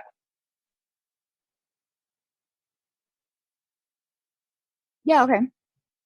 So I was a little autistic girl and I was listening to my dad moan and complain about NASA being inefficient and about how we could like do anti-gravity if they fucking funded us for my entire life. My brain is wired from birth, my entire development. My brain developed under the conditions of listening to the technical lead of the Advanced Propulsion Lab of NASA Marshall, the propulsion capital of the world, complain about how no one was funding him and he had great ideas. That is how my brain formed, man. So, like, I know some shit about this shit. So, like, where are the others? I know them all.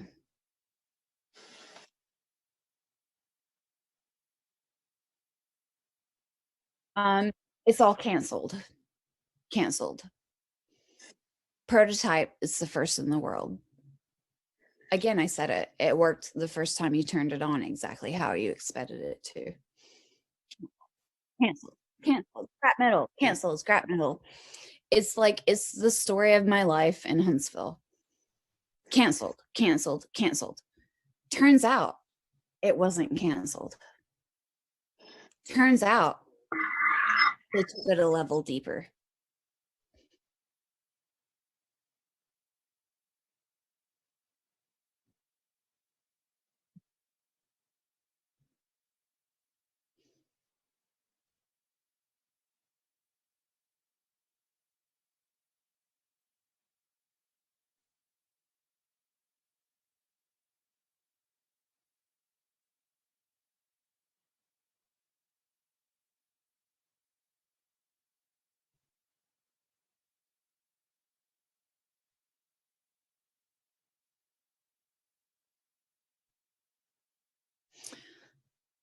So, Mark,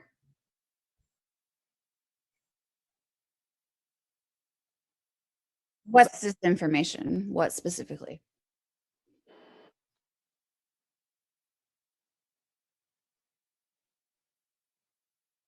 True, but not true. Yes. Yes, let's know.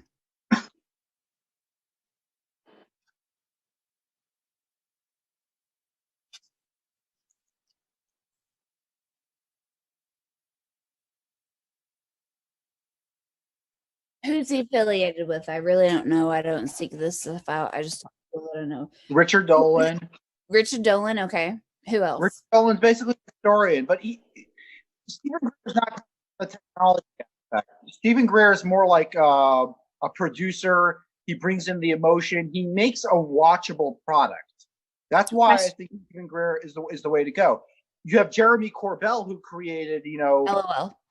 That bullshit with Bob Lazar, who really wants to work with Amy. And I don't think that's the right path because, to be honest, Jeremy Corbell's last thing was complete and utter bullshit. It's just like,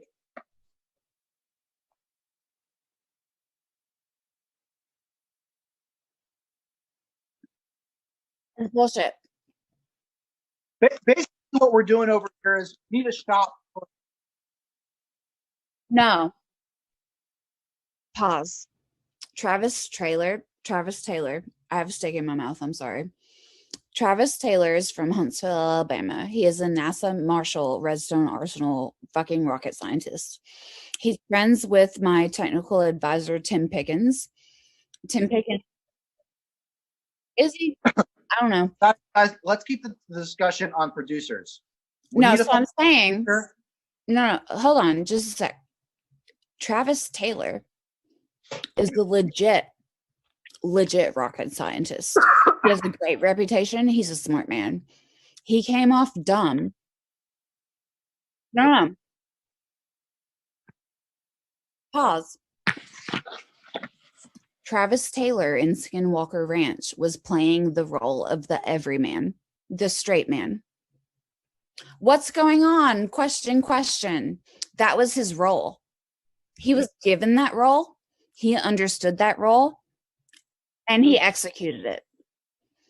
He's not dumb. He's the legit fucking rocket scientist.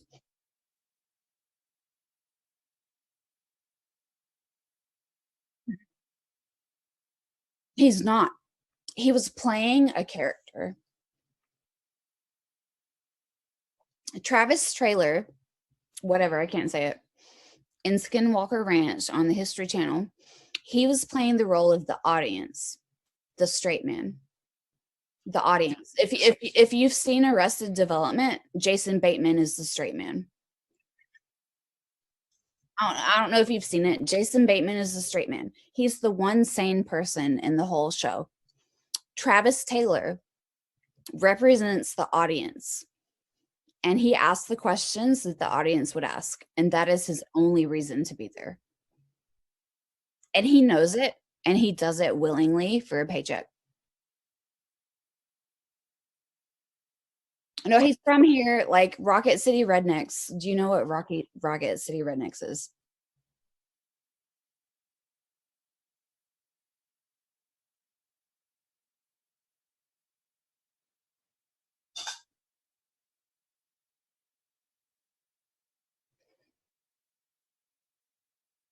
Sure.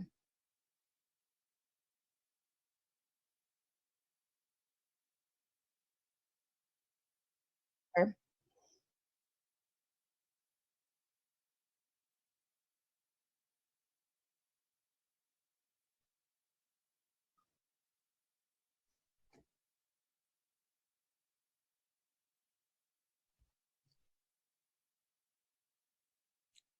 Sure.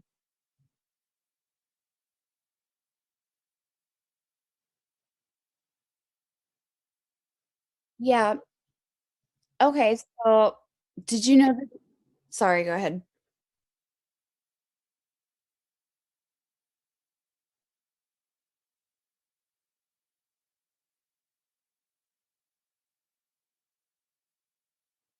Script, script, paycheck, script, paycheck. Straight man represents the audience, script, paycheck. I'm sorry. Yeah, so he did a show for, I think it was the Travel Channel, called Rocket City Rednecks. And it was literally about rocket scientists in Huntsville, Alabama, because dude, the rocket scientists in Huntsville, Alabama are in fact the most advanced rocket scientists in the world. They are in fact also huge fucking rednecks, and it's hilarious as fuck. It's hilarious as fuck. And the Travel Channel made a show about this. I think there were 2 seasons, and Travis Trailer was like the VIP, like main character of that show. But like I have this other friend, Tim Pickens, and Tim Pickens was the he was the head of propulsion for Bigelow Aerospace, advanced research, whatever, Bigelow. And then before that, he was the head of propulsion for Virgin Galactic, Richard Branson, Spaceship One, whatever. But before that, he started at NASA Marshall on Redstone Arsenal in Huntsville, Alabama. And before that, his father trained under von Braun, and his father came to the Advanced Propulsion Research Lab at NASA Marshall, Huntsville, Alabama, where my dad was technical lead, and he would fucking test spark gaps and shit for rocket ignition. Tim Pickens' dad. So like, I can give you the intergenerational. There's Paperclip 1.0, that's von Braun and his peers. There's Paperclip 2.0. Those are the scientists trained by von Braun and his peers, aka my dad. There's Paperclip 3.0. That's the millennials that were trained by the people that were trained by von Braun. And that is me.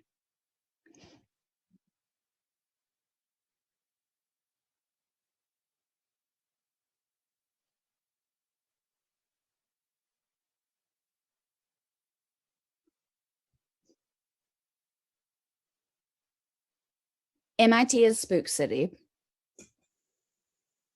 They work with SRI. Like if I see, oh boy, if someone approaches me from MIT, I'm like, what's your SRI?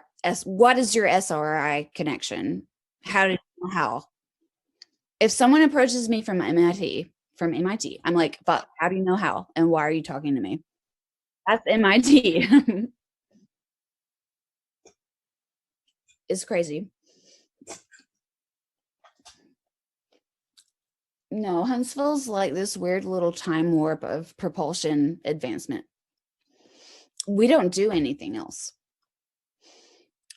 Huntsville, the stereotype of Huntsville, Alabama is like your daddy's a rocket scientist. Fuck you, join the club. Your daddy's a rocket scientist. Fuck you, join the club. That's Huntsville. It's like you go to networking events, you go to networking. No, it is. It is. So if you talk to the people in the know, like I talk to, they will tell you that there is an estimated 5,000 foreign nation state agents in Huntsville, Alabama. Would you not suppose that perhaps there's one domestic nation state agent per foreign agent in Huntsville, Alabama? Guess what? The population is only barely it's barely over 100,000, man. There's barely over 100,000 people here, and there are 5,000 foreign nation state agents. They're bartenders. They're oil mechanics. They're medical device salesmen. They work at a restaurant. They work at your doctor's office. Their sole purpose is to go to the bar and sit there and listen to you talk while you're drunk. That's it. Period. There are 5,000 foreign nation state agents here, and all they do is go to the bar and listen to you talk while you're drunk. That's their job. That's their job. They will roofie you. They will threaten you. They will follow you.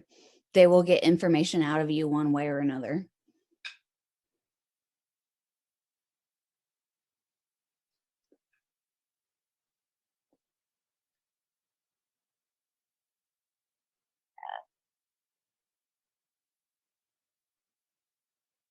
Yeah.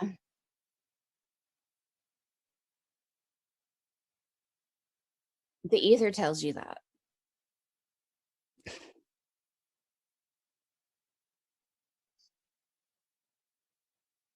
Mm-hmm.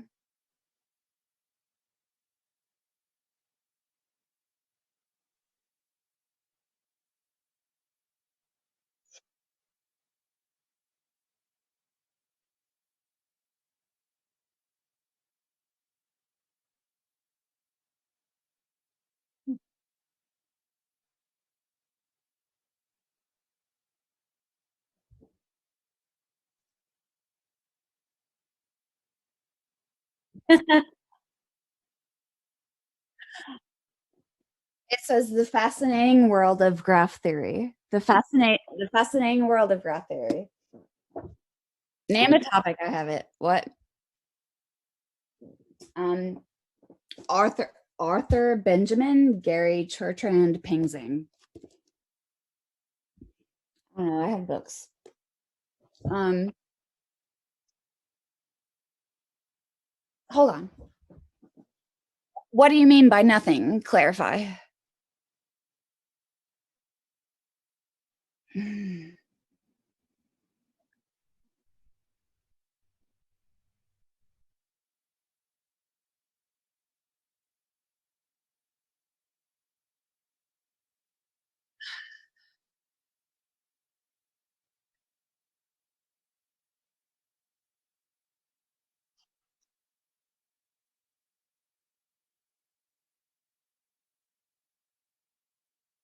Space and subspace.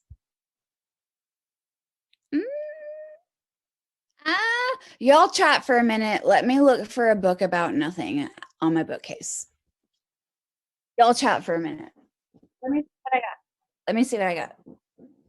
Hold on. Um,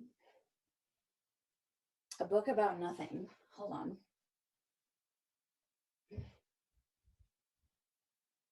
No, don't put pressure on me. Chat without me. I'm looking.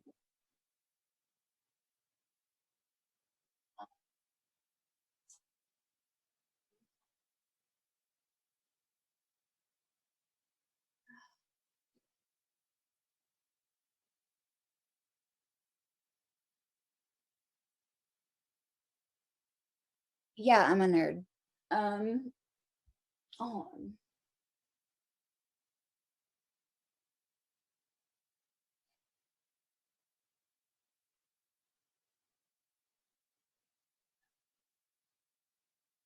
yeah. I really like set theory and group theory. I desperately wish that I had taken more math in college.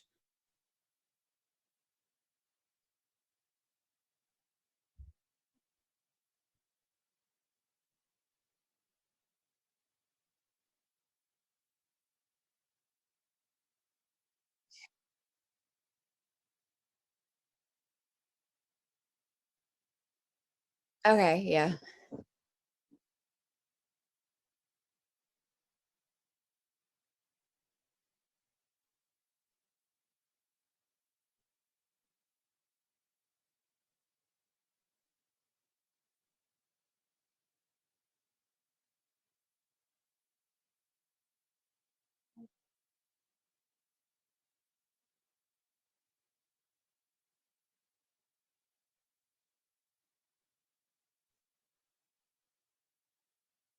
Oh, topology. I just found it right there. Okay.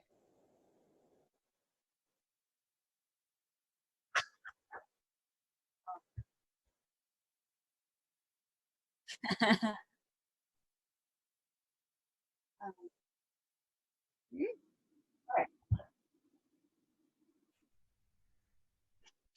I found a book that I think represents nothing. Okay. Okay. I'm going to preface this with nothing, in my opinion, is equal to the equal probability distribution against all outcomes. Because if you have all outcomes, all possible outcomes are equally probable. That's basically nothing, man. All possible outcomes are equally probable. That's basically nothing. This is my book that I chose.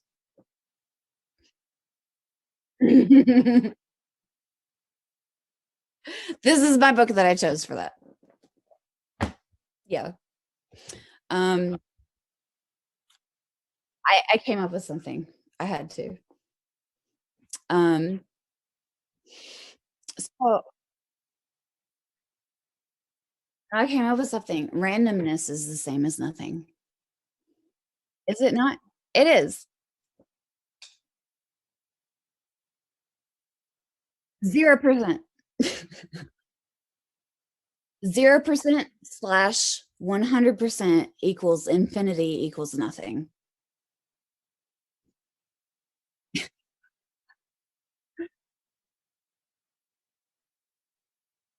DNA. DNA.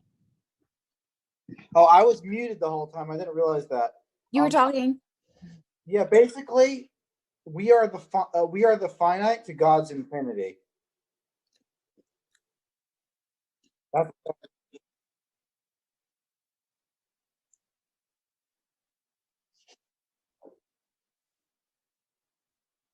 Space. Subspace.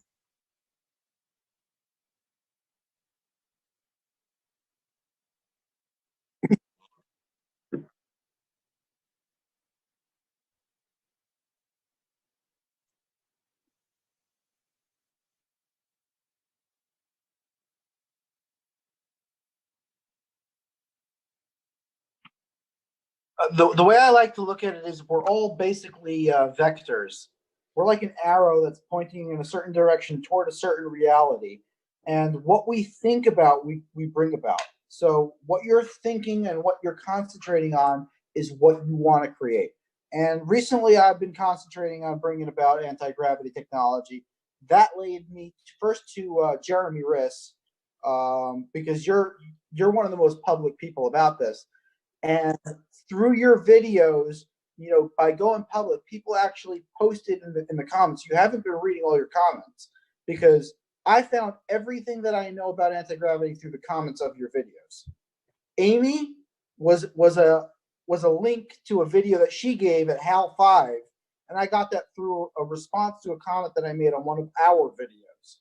And also the Alzapine experiment was also a comment on one of our videos.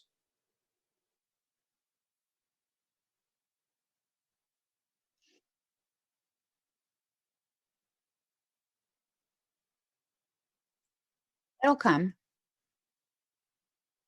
Yeah. So that's why we make such a great team. You're the caller. You're making the noise. I'm the bullshit meter, and that's how we found Amy.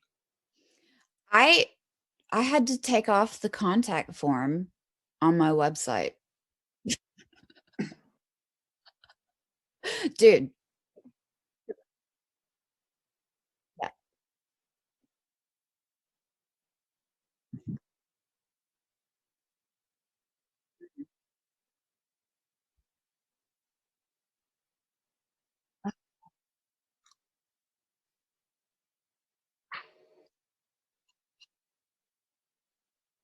It's exciting. It's novel. Thrilling. I feel thrilled.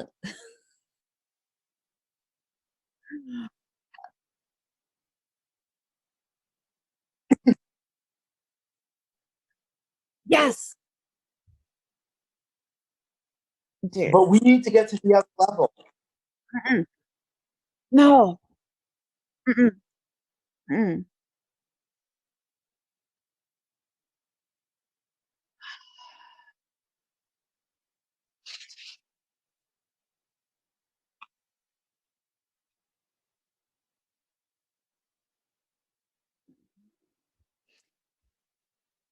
Here's my experience with that. My Hell 5 talk, it's the Huntsville, Alabama L5 Society. It's like the weirdest, like retired NASA, like they have spooky stories that about like weird shit, like UFOs and time travel and weird shit, like retired NASA, whatever, Marshall, Redstone, Huntsville. So I like that's my favorite party to crash. Like I love to crash a Hell 5 party. It's awesome because I show up. It's awesome. I show up. I'm the only woman there, and I'm less than 40. And the dudes lose their shit. They lose their shit, man. They lose their shit.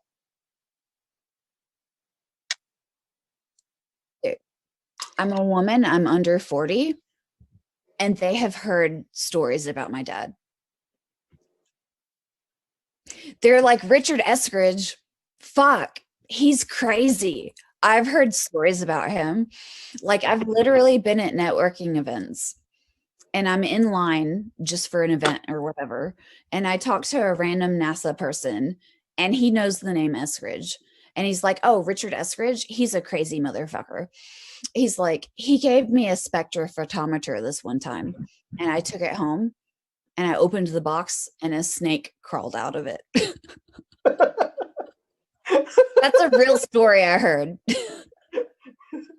That's a real story. And like I go to these networking events and they're like, Richard Eskridge, you're Richard Eskridge's daughter. He's fucking crazy and he's fucking smart. But so I crash the Hell 5 parties all the time. And man, my contact form on my website is like you said, it filters for the quality people. Oops. The problem with that, it's mostly it is the majority of it is nation state motherfuckers. No one knows about you except the people who want to know. AKA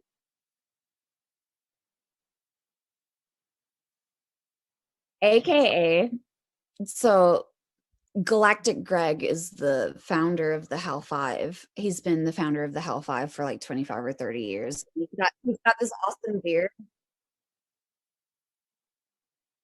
He's got this awesome beard. He started this YouTube channel. Jeremy, what are they going to hire you to do? You're doing what you're good at. What are you good at? That's the real question. You do it all for free. Let me comment on that.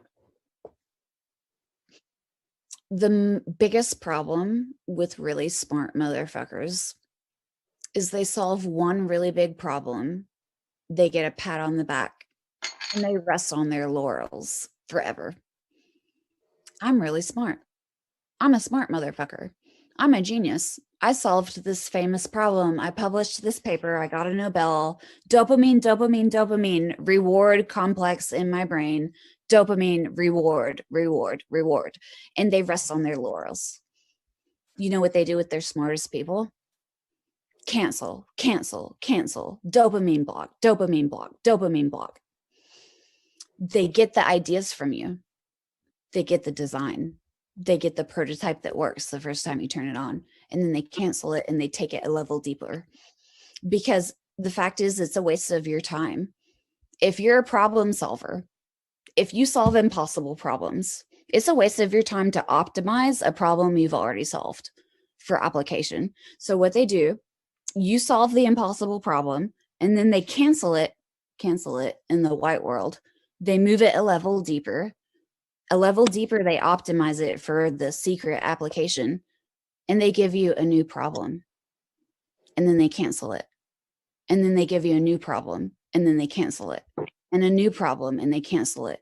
And they psychologically abuse you into seeking the dopamine of the satisfaction of reward. And they use you as an idea factory. That's what they do to their smartest people. Because if they reward you with success, you rest on your laurels. I'm so fucking smart, I never have to try again. But if they cancel, you're constantly trying to prove yourself. You're constantly trying to solve the next problem, because the last problem, you solved it, you didn't get recognition. So the next problem, you're going to solve it again, even faster, even harder to get recognition. They cancel it again. They give you another problem. They give you another problem. You still have no satisfaction. You keep trying. Why are you trying? Life, liberty, and the pursuit of dopamine. No, they psychologically abuse. They psychologically abuse their smartest people. They've done it to squeeze us. Them. They're squeezing them. That's what they're doing. They squeeze them. True. Here's a problem, solve it, cancel. Here's another problem, solve it, cancel. Prove yourself, prove yourself, prove yourself. Amy, all these that's what your body's doing to you. You always need dopamine. Hush. They have all these geniuses that are constantly trying to be like, damn, I've worked at NASA for 40 years and nothing I've ever done in my entire career has been deployed. Cancel, cancel, cancel. I need to try harder on the next one, or my career is a failure and I've wasted my entire career of being a genius. Guess what? All of those ideas got applied and optimized for the secret space program, motherfucker. You never saw the success. You never got the satisfaction. You never got the pat on the back. You never got the dopamine. And it means that you work harder on the next problem to prove yourself, so your career isn't a waste after 30, 40 years. That's what they do in Huntsville, Alabama. They psychologically abuse you into solving problems forever. Idea factory. Straight up. I don't know.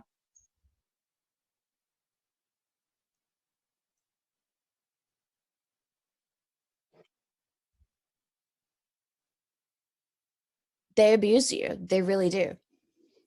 They withhold the satisfaction because it makes you solve the next problem better if you withhold the satisfaction. And what I learned, my first job was at 15 at the Weapons Sciences Directorate for AMRDEC.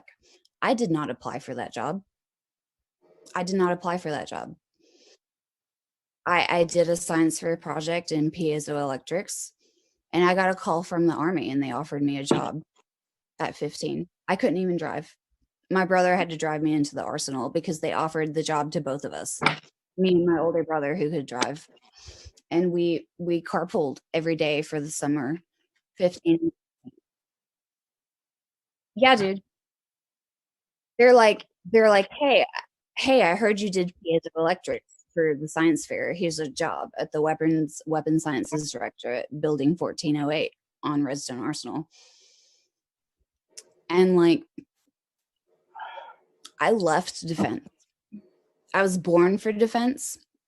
I was raised for defense. I'm like 10 years old and my dad is at the whiteboard like, this is how physics works, little girl. And I'm like, my brain is expanding. It's too hard, but my brain is expanding since I was young. I was born for this.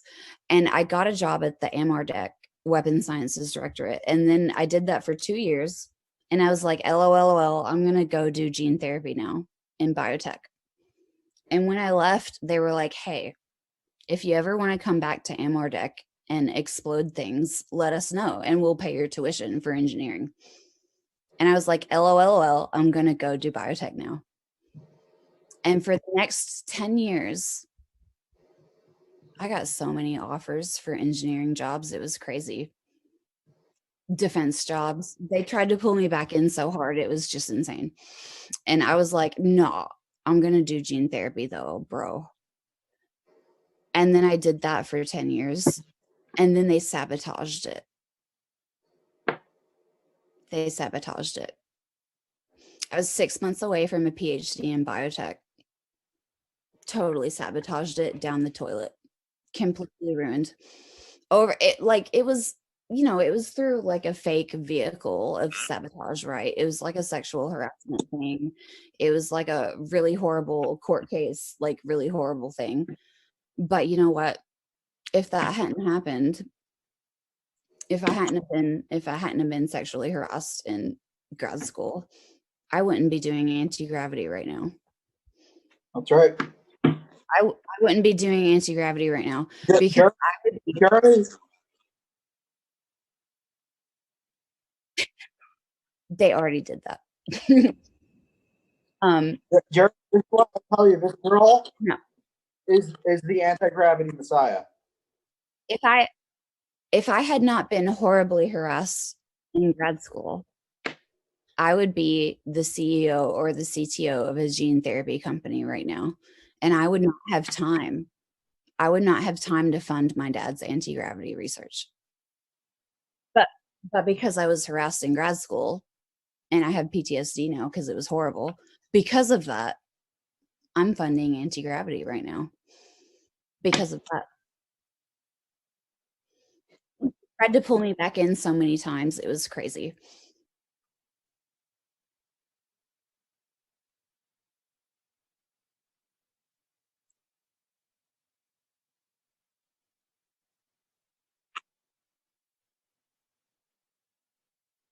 It's the biggest seal you've never heard of.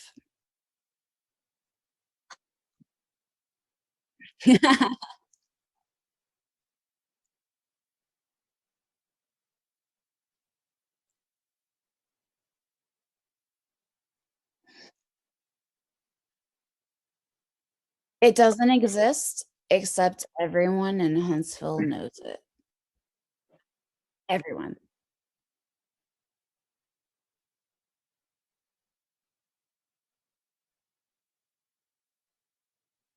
It's crazy. No, who's that? Let me Google. Who's that?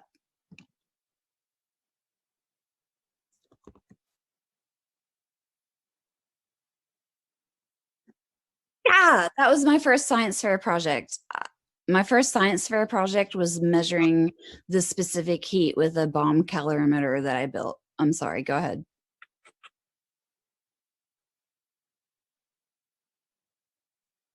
Okay.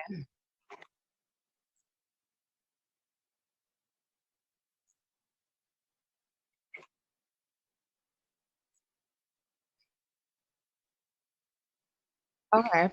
He received he received the Edward Teller Medal in 1995. I'm looking at his wiki right now. The IEEE Nuclear and Plasma Science Award in Fusion Technology in 2003. Like, I could go in my childhood bedroom right across the hallway over here, and I have so many fucking IEEE certificates. It's just crazy from the science fair.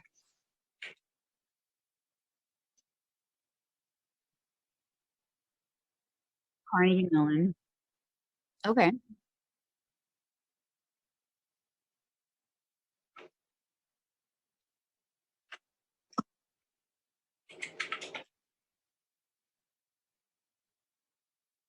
Yeah. Mhm. That's cool.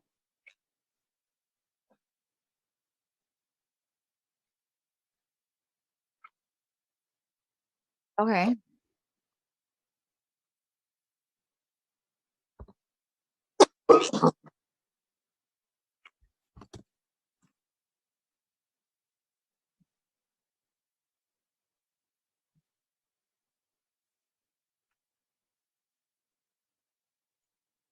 Oh, that's neat.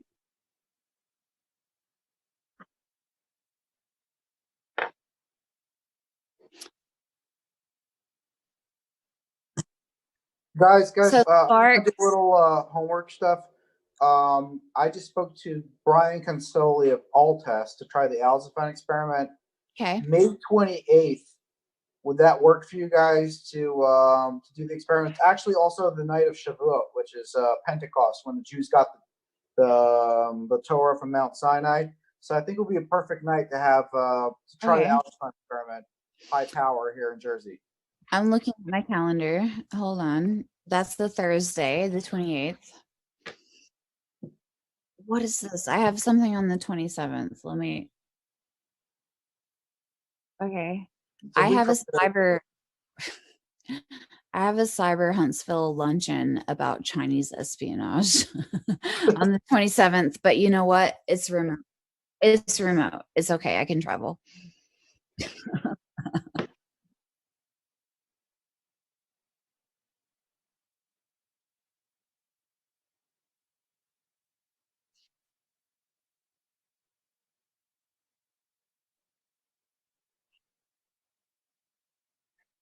Yeah.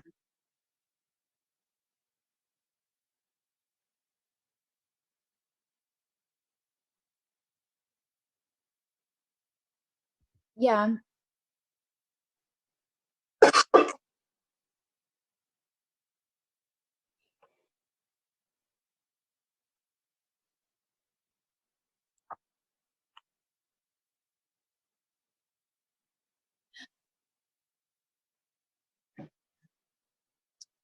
Turn off your Bluetooth.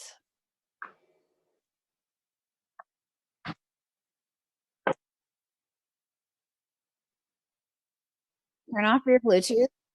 Do you have a Mac or a Windows machine?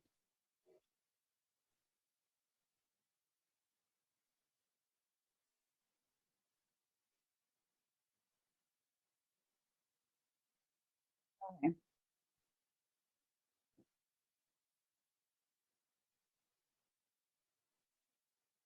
Here's the thing about open source.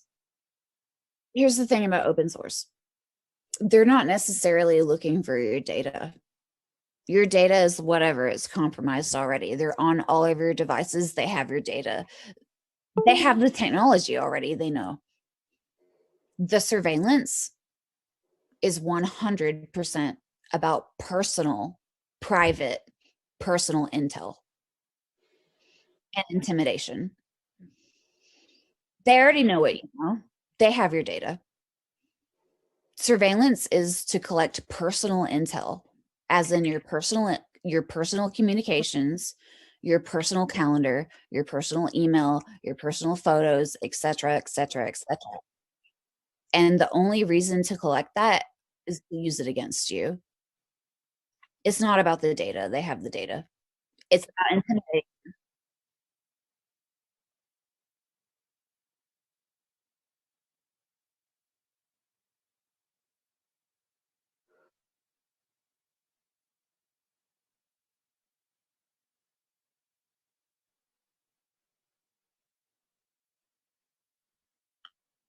You have no privacy. You have to assume if Russia or China or the secret space program or whatever the fuck nation state, if they want it, they're gonna get it.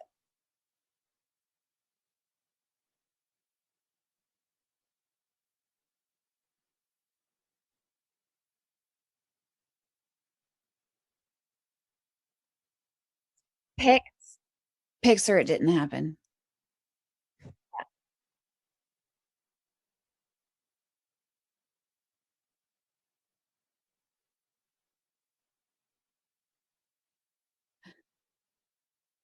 It doesn't work. It's hopeless. Like I have crazy ass malware on my shit that they like. I have multiple Bluetooth attacks, like physical proximal within 100 feet of me, physically Bluetooth attacks that I have logs and live packet captures for all over town. No, it's not cool. It's disturbing. It's disturbing. I have Bluetooth attacks that happened within 100 feet of me at my co-working space at my office and at local bars and at the local university Yeah, within you know who 100 did feet it of at me. your co-working space. It was the guy from Atlanta, right? That was SRI guy. There's like so many people that have gone through that co-working space. Like my co-working space is like the internet was set up by this NSA black hat hacker dude that I hate. His name is Greg. He's a douchebag. But like their whole network was set up by this NSA black hat insider Greg. I hate him. What?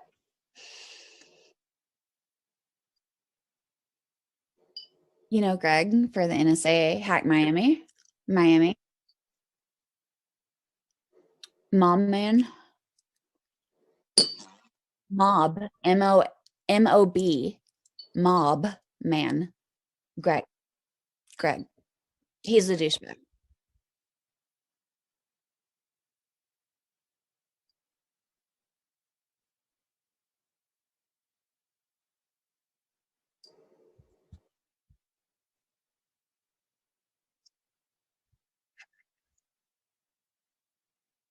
Yeah, let me write it down. Okay. It might be the same group because they've been harassing like crazy. What's his last name? Greg. I hate Greg. He's got this weird fucking mustache and he flew a drone and laughed at me that one time. What is his name? Hold on. So there's like this whole crew from Miami and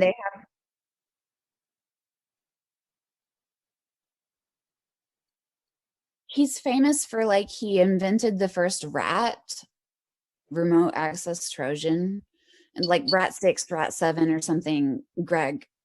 What's his last name? I hate Greg.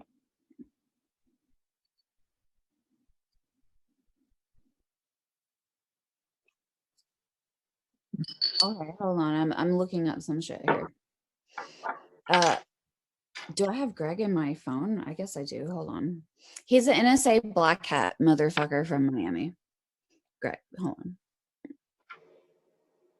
Greg Mob Man. He's he's in my phone as Greg Mob Man, which is his handle. I don't have his last name in my phone. I have his handle in my phone. Jeremy, Jeremy, have you Yeah, ever so met somebody who's this deep down the rabbit hole before? from Florida. Tampa is not his last name. He's just from Florida.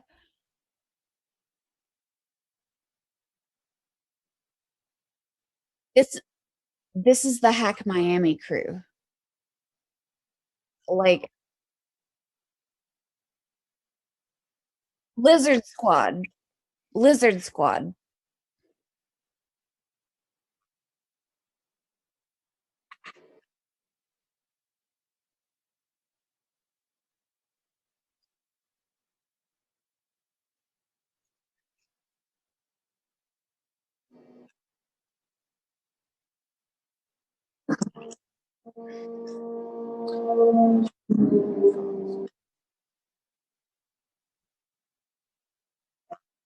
Hannes. Greg Hannes. Greg Tampa at hireme.com. Greg Tampa.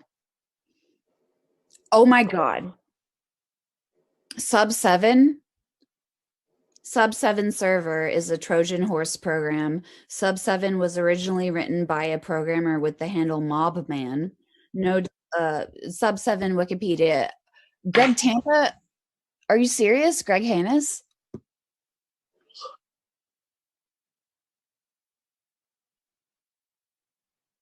You said Tampa, didn't you?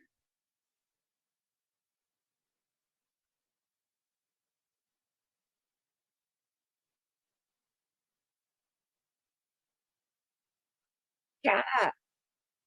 He's the douchebag. No, I know him. He's a douchebag. And he works for the who is the real mob man? Let's see. There's an article here about who is the real mob man who invented Sub 7. That's Greg. He's a creep. Um, dude, actually, look at he's from Hack Miami. Do you know Alex Hyde or Seth Whale? Seth Whale. W WHALE. He's famous for having a microchip implanted in his hand because he can shake your hand and hack your phone that's in your pocket. Do you know Seth Whale? WHALE. Are you serious? He's ex Navy.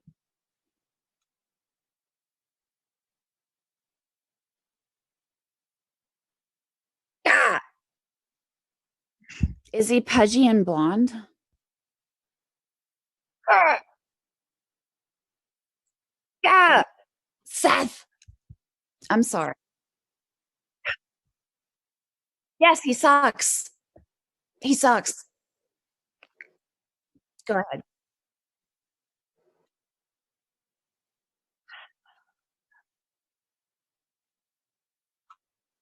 Yeah.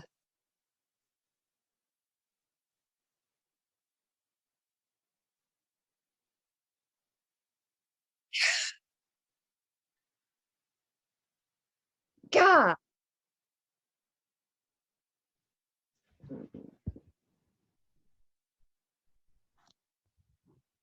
Yes, he sucks.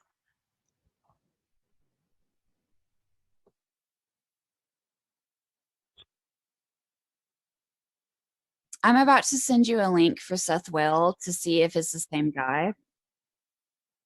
Oh, Seth Whale did my cyber for a while and he did a really fucking bad job because he was actually an inside spook.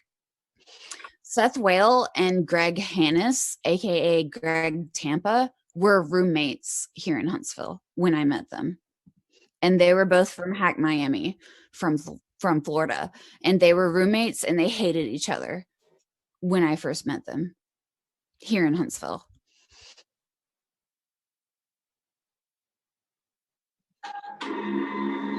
Hold on, I'm looking. Hold on. Maybe I got the H in the wrong spot. Seth Whale. He's a paper clipper. Seth. Oh my God. Here's this picture. Okay, I'm gonna send this to you. Hold on. God.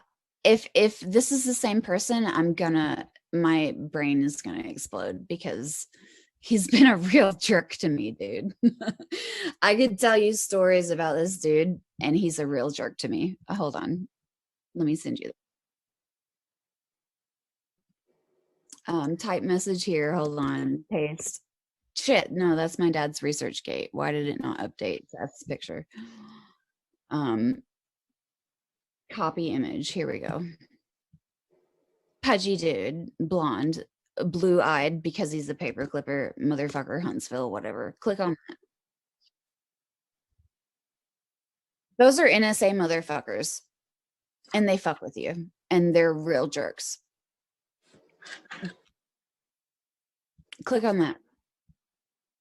Are you serious?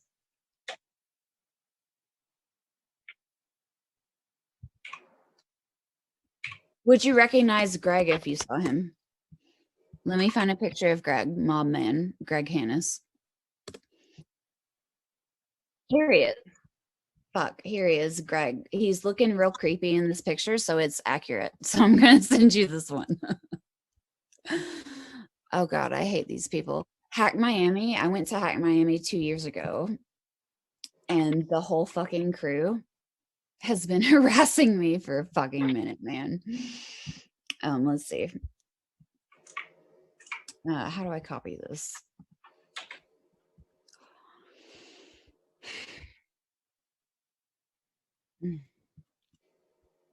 Yeah, so my co-working space, the network, the Wi-Fi network was set up by Greg, and he's a known NSA guy.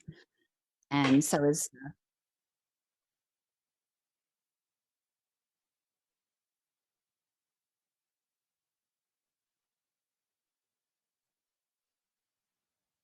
dude.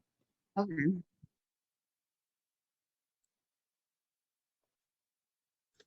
I have hackers on my ass all the time and I get real annoyed with them. And actually I have a bunch of passwords that in the clear text, it's like insulting the dick length of specific hackers with their names and shit. So they read my clear text passwords and it says like your name here has a small dick and you're pathetic. Because I know who's hacking me and I insult them in my passwords. Because I'm sick of it, man. I'm sick of it. I'm tired. I'm real tired. Jeremy, you know what's crazy? The people that are hacking her have all the information that she has. They already know Yeah. this. Yeah, No, they're just fucking with me. they're fucking with you for a reason, to make you pay attention to them. I know. That's why I name You my need to pay password attention to after them. anti-gravity. You need to stop paying attention to this bullshit because it don't matter. That's why I changed my passwords to insulting them. That's very cute. It's cute. Like Like that. I have the code name of the hacker group. Like their public name is Lizard Squad. And then they have this code name that's just their private signal group. And I have my passwords are like the code name is pathetic. Because I know their fucking code name, man. I'm sick of it.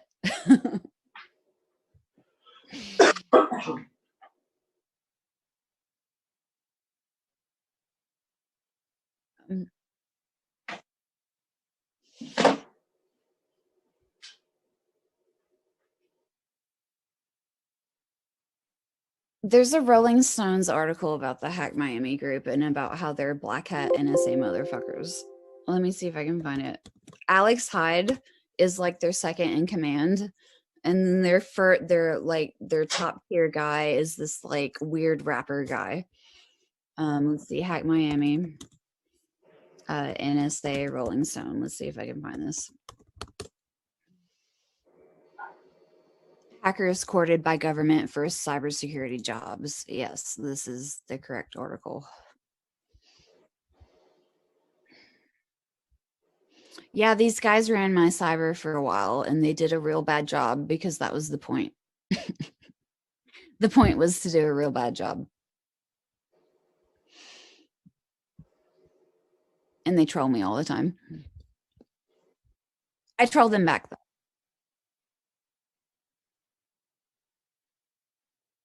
I'm so sorry.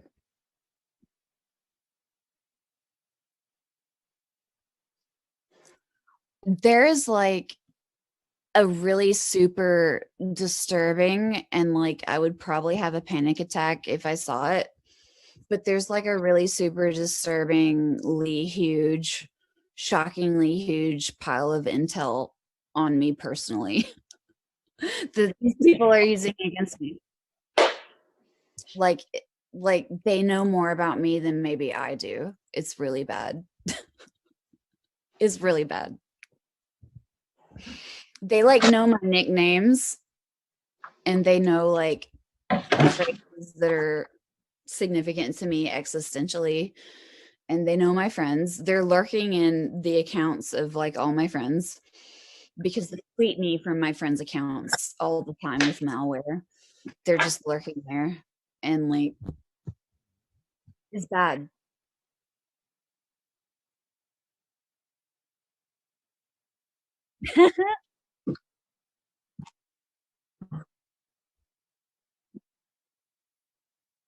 You should thoroughly understand the situation before you step into it because I I like dove headfirst into the rabbit hole, and I will admit I did it on purpose. I did.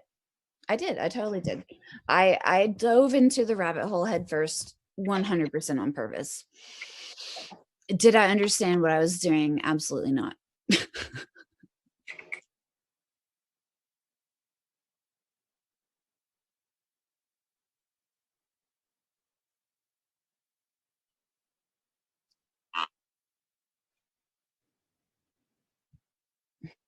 Jeremy, Jeremy, I think it's been destined that Amy Eskridge be the one who pulls the final string on anti-gravity. Even if It's I hilarious, discover it in my actually. lab, even if I discover it in my lab, I think she's the one who needs to do it just because of her birthright, because of her situation, and because that's what a lot of people already believe. That's why I went on your show a couple weeks ago and said, I know who it is. There is a fucking anti-gravity messiah, and I know her name. Yeah. You didn't believe me, also. You should be. What do you think now?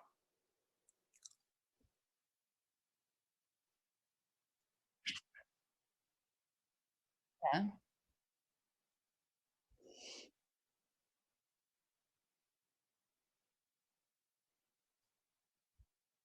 So like, here's an example. So like my girlfriends that I've known since I was like 8 years old, like they're 32 now, like I am, right? And so I'm calling them, I'm talking to them, and I'm like, yo, we discovered anti-gravity and it's a real hassle. Like we discovered anti-gravity and it's like the worst thing that ever happened to us in our entire lives. It's like a fucking curse. It's horrible.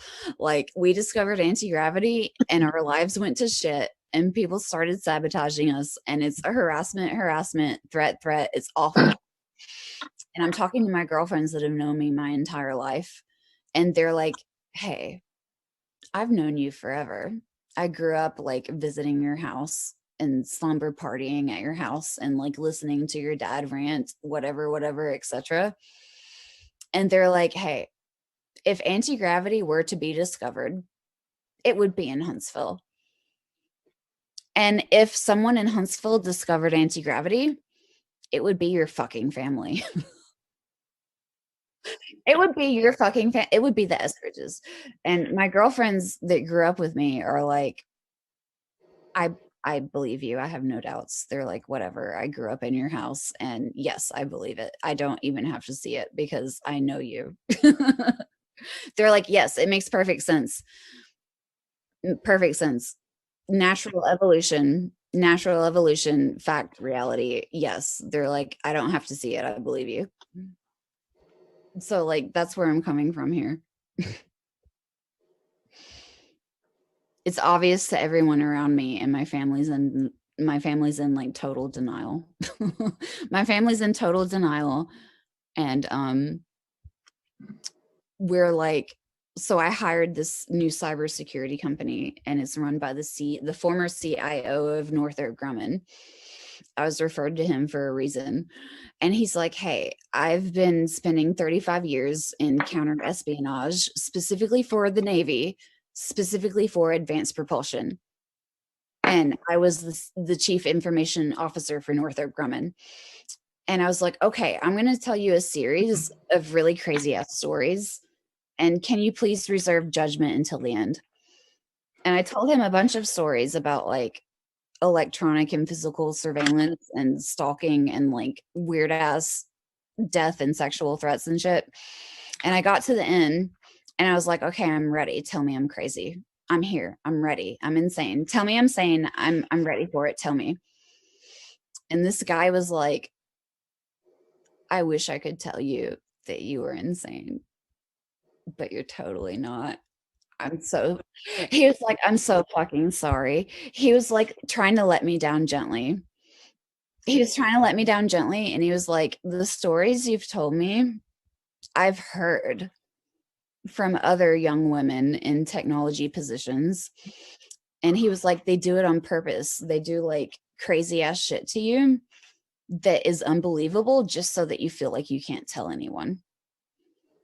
And they pose as like agents My from their own my government." trick is that I tell everyone, and I by do telling too, but everyone, like you protect yourself.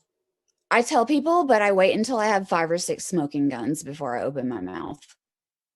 But like this guy was like, "I'm so fucking sorry." He was like letting me down gently. He was like, "I've heard these stories before from other young women." He was like, "There's the DVD Blu-ray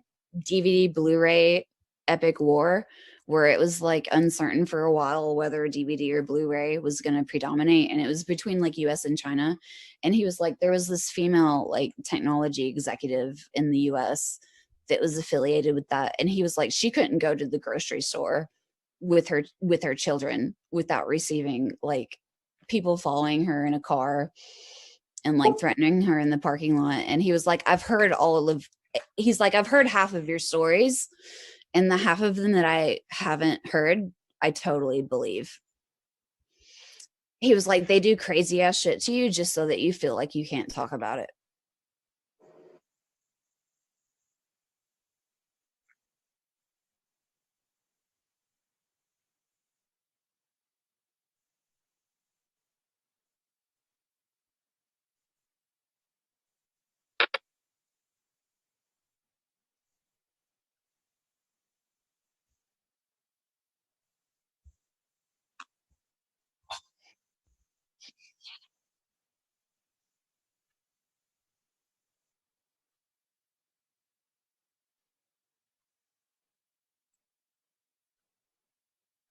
It's really bad because like I love to work at bars by myself. Like my most productive zone is to go to a bar by myself and sit there with my laptop and drink beer with my headphones in and get a shit ton done. I can't do that anymore. Amy, I got a I freaking can't do bar it across the anymore. street. Hmm? I got a bar across the street from my lab. Right here. I Here, I'm here. stopped I stopped that habit because I can't go to a bar by myself in the past 12 months ever without weird ass shit happening. Weird ass shit. Amy, look, that's Yeah. right across from my I office. can't go there. Don't even show it to me. I can't go there. You can go there. I know the I can't. bartender. That's the safest option. Like I've been roofied multiple times. Like my extended team has been roofied multiple times. Like it's a fucking roofie party over here. It's a roofie party. I Oh, have tell him about the guy who offered you one or two. I can't, yeah. So I don't go to bars by myself anymore, even though it's my most productive zone. Because in the past 12 months, if I sit down at a bar by myself, some dude will come, like some 50-year-old dude will come and sit next to me and turn to me and say, "Do you want one roofie in your drink or two?" I'm like, okay. And then he'll like drop buzzwords that are relevant to my life. And I'll be like, I'm getting the fuck out of here. And then sometimes I just end up like twice now, three times. It's like I'm really fucking drunk. I shouldn't be this drunk. I didn't drink enough to be this drunk. What's happening? What's happening? Why am I so messed up? And then all of a sudden the people at the bar around me are like, "What do you do for a living? Tell us. Do you work for the government? What do you do? You're sitting there at your laptop. It looks cool. Tell us what you're doing." And I'm like, "Hey, you didn't ask me that until I suddenly was disoriented, until I came back from the bathroom, finished my beer, and was disoriented and super fucking more drunk than I should have been." Like, it's crazy. It is. It's like,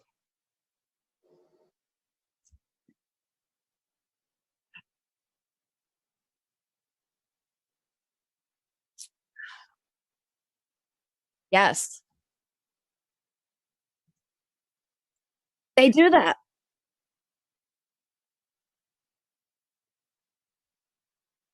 No, you just haven't noticed it.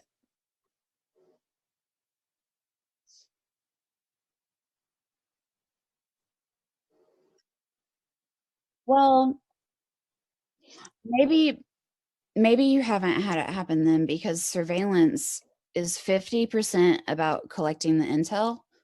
The other 50% is just straight up about intimidating you and making you be scared.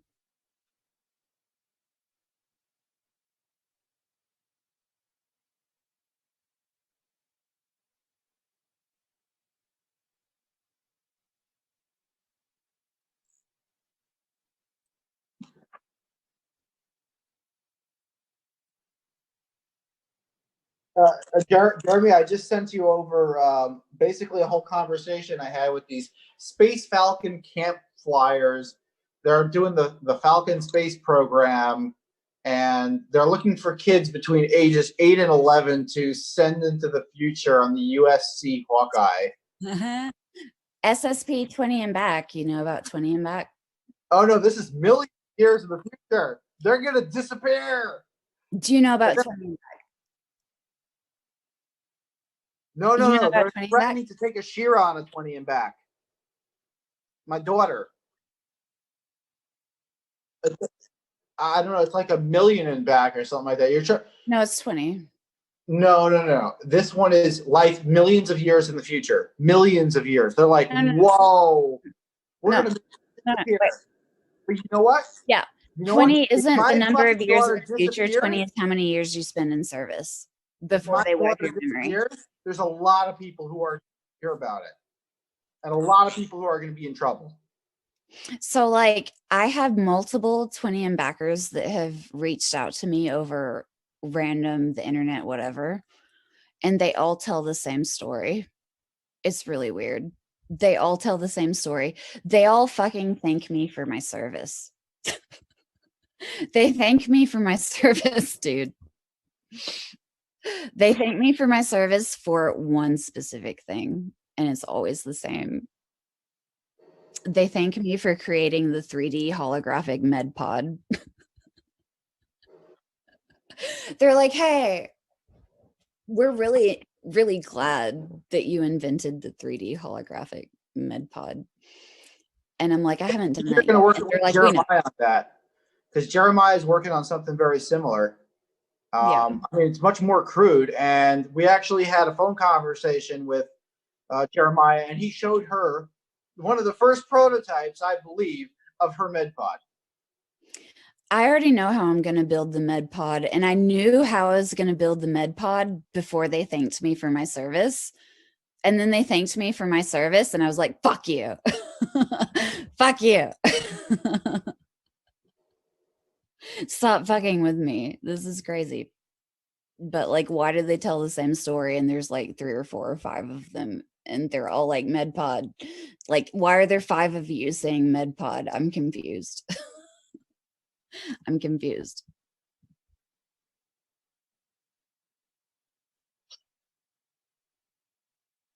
Really? Who is that that talks to you about that?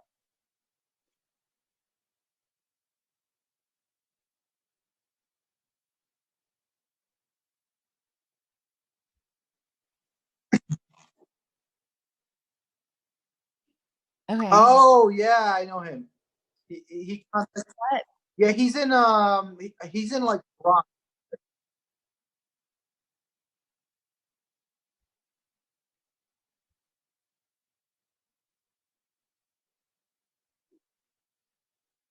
He's always messaging me. Really? Carlos, I know him. Let me click on this. I want to see his face. He works in the Bronx. He's close by. He's close by me. Oh, I don't know him. I don't know him.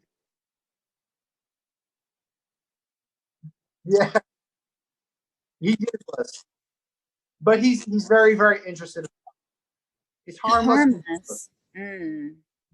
Mm-mm. Harmless, no.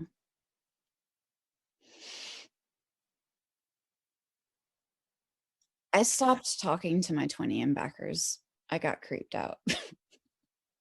I'll admit it, I got creeped out.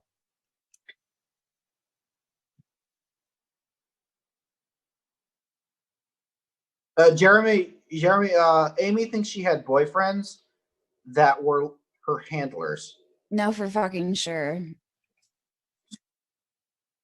It's sort of rapey after the fact. When you figure it out, after the fact, in retrospect, you're like, that was rape.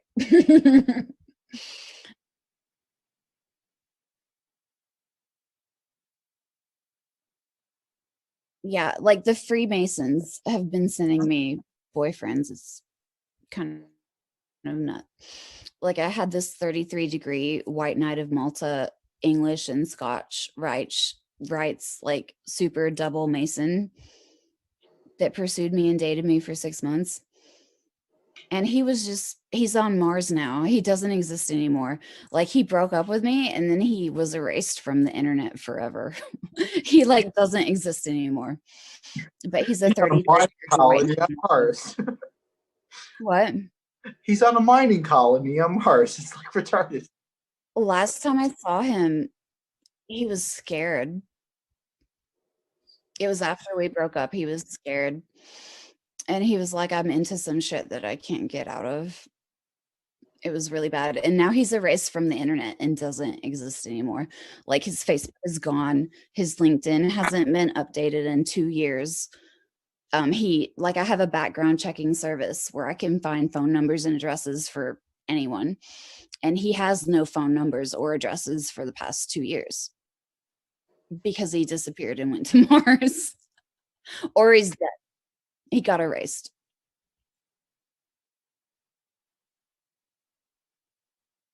Handler romantic partners, 6 months exactly. They ghost you at 6 months exactly.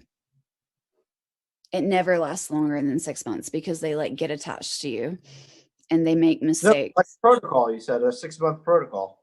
6 months protocol, because after that, like they're telling you I love you and shit like that, and they're lying. But after 6 months, they're not lying anymore and they're attached. And then they rotate them out. And the person they rotate in has existed in your life for at least 6 months to 12 months because they line them up like fucking well ahead of time. Like there's always one like 6 months breakup, and then there's one that's been in the queue for over 12 months. And then 6 months breakup, and then there's one that's been in the queue.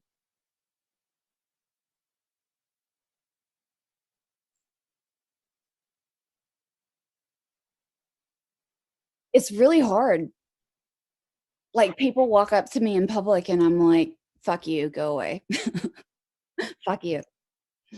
I know who you are. It makes it really hard. But you can tell a handler from when they shut the fuck up because you talk to them about your crazy ass life. Your life is crazy. I mean, you have a handler, your life is crazy. You're into some shit. And you talk to them because they're your significant other. You talk to them about shit. And they talk back because they're faking. And you can tell they're a handler by when they shut the fuck up about shit they can't talk about. That's how you can tell. When they become silent and they just nod their head like, I can't say anything. That's a handler.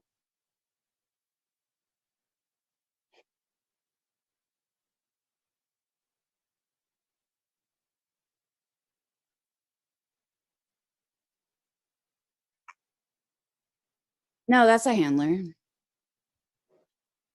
Also, handlers they'll offer you money that never happens. It's a carrot on a stick.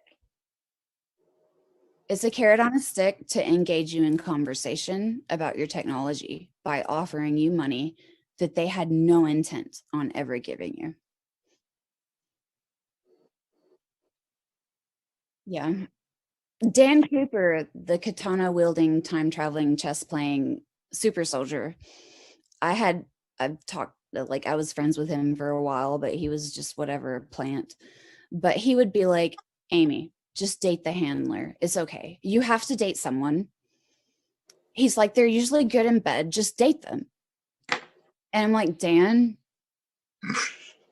you must not know about like guilty, I'm raping you, erectile dysfunction. They're not good in bed. They're not good in bed. They're guilty and their dicks don't work because they know they're raping you. He's like, just date the handler. It's okay. And I'm like, you can date the handler. I would like to date someone that's real. Mm, I've been there, done that. It's really fucked up. yeah. Jeremy, we're basically dating right now. And Yelkin. Yeah. What? He didn't say anything. Yeah. He didn't say anything.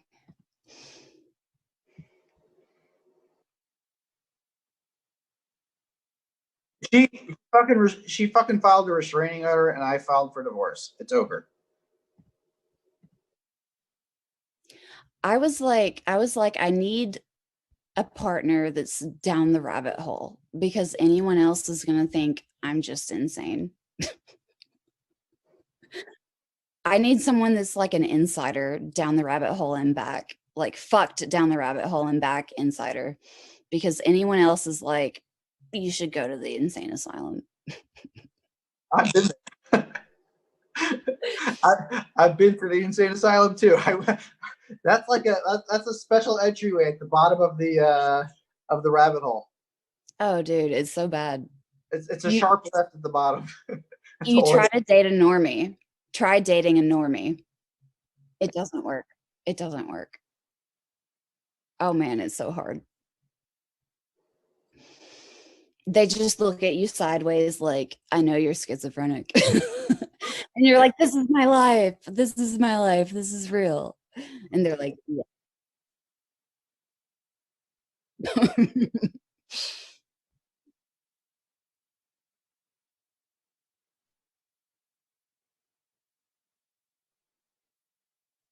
I guess she tolerates it, obviously.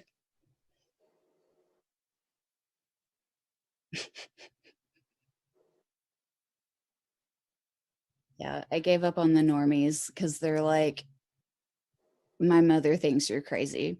And it's like, your mother doesn't know about the secret space program. Fuck.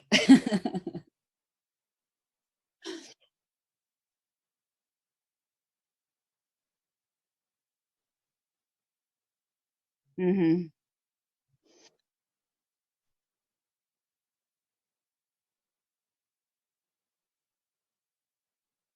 It's so bad. Have you ever talked to a group that claims to be the anti cabal?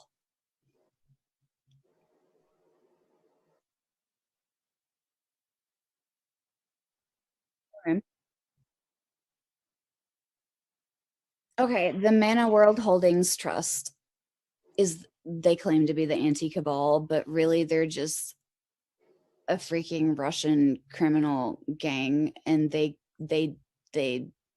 collect intel basically on scientists, and they like email you and they're like, hey, we're the anti cabal, and we're in a like outside nation state banking jurisdiction, and we have all the gold from the crusades, and we would like to fund you for $100 million. And then you talk to them and they just want your white paper. They just want your white paper. And they're like, we're the anti cabal. There's going to be a dark financial flip where like the whole background flips, but like the public people are still the same for government. We're the anti cabal. It's Mana World Holdings Trust, but like it's really just a Russian criminal gang that's like scoping you out. And what happens is like the Russian gangs that like scope you out for intel, if they decide that you're worth looking into, they refer you to the operational groups. And then the operational groups are the ones that fucking like move into the apartment across the parking lot from you and stalk you physically in your hometown. Like when you get referred from the intel gathering group to the operational group, it's really bad. Get this, Amy. Tell them the story of when they swapped out the license plate. The license plate story. I found out that I was being physically surveilled by the following method. We, my ex and I realized, my ex-boyfriend and I realized that people had been breaking into our apartment while we were gone together in the same vehicle. And so like I'm in the apartment, I'm about to go to work, and I'm like, why don't you take out the trash and scope out the parking lot and make sure it's okay before I go to work? So he goes out there and he's like, there's this weird fucking Lexus. It's like a silver Lexus. This is a shitty apartment. Like, why is there really nice Lexus in the parking lot? And it has tinted windows that are not street legal, like just totally dark, totally black tinted windows that are not possibly street legal. And so he comes back in and we're standing in our bedroom window looking at the Lexus and talking about it. And I say out loud, maybe we should walk over there later and take a picture of the license plate, because the Lexus is across the parking lot from us, but it's backed in, so you can't see the license plate. Within 2 minutes of me saying, hey, we should walk over there later and take a picture of the license plate, we were still standing there at the window looking at it, talking about it. And an Eastern European looking motherfucker with a black beanie, dressed all in black, in his 50s or 60s, walked out of the apartment directly across from ours holding a license plate. And he opened the trunk of the Lexus and he took out some tools and he changed the license plate right in front of our fucking faces. And then he walked back to his apartment and he put the old license plate on the front patio and went inside, left it outside. And it was literally like, come get the license plate. I have more. I have more where this came from. Come get the license plate. And then after that, the Lexus started tailing me. And every time I saw the Lexus, it had a different license plate. It would be like Alabama plates, a different state plate. It would be random dealer plates, none of which were local, just like cardboard temporary dealer plates, none of which were any local dealers. Every time I saw it, it was different plates. It would follow me to the gas station to go get beer. I would go get beer at the gas station, and that Lexus follows me. And even my ex called an Uber once. He called an Uber. The Lexus pulled out from the spot across the parking lot from our apartment, drove over to our apartment, and said, "Hey, I'm your Uber here to pick you up." The license matched in the Uber app, but they didn't have an Uber sticker or a Lyft sticker. You can't drive Uber if you don't have an Uber sticker. He pulled out of his spot. He pulled out of his spot across from our apartment where he lived and drove over there to pick him up and said, "Hey, I'm your Uber here to pick you up." They changed the license plate right in front of our face. Like 60 seconds after I said, "Hey, we should go take a picture of that license plate." And they leave it on the patio, like, "Take it. We have more. Just take it." Like, I'm scared. I'm tired. I'm real tired. I need to disclose soon, man. I need to publish soon because it's like escalating. It's getting more and more aggressive. Like over the past, this has been going on for like, I don't know, 4 or 5 years.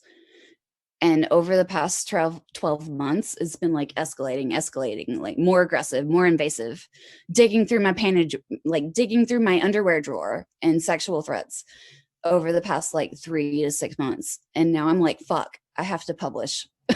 Fuck, I have to publish because like it's only going to get worse until I publish. There's no way out of this. There's no way out of this fucked up situation until I publish. Publish. That's how it is. I have to publish for like my own defense. Basically, what needs to happen is I need to come back there and work as your dad's lab partner. Yeah. Last thing I told him, he took me to the airport. It was like an hour drive. We were talking about all different shit all the way there. And the last 5 minutes we dedicated to anti-gravity. I told him, listen, I don't, keep your secrets. I'll figure it out on my own. It's a unique opportunity for me. But if we want to work together, I need to sign an NDA and you need to sign a DA.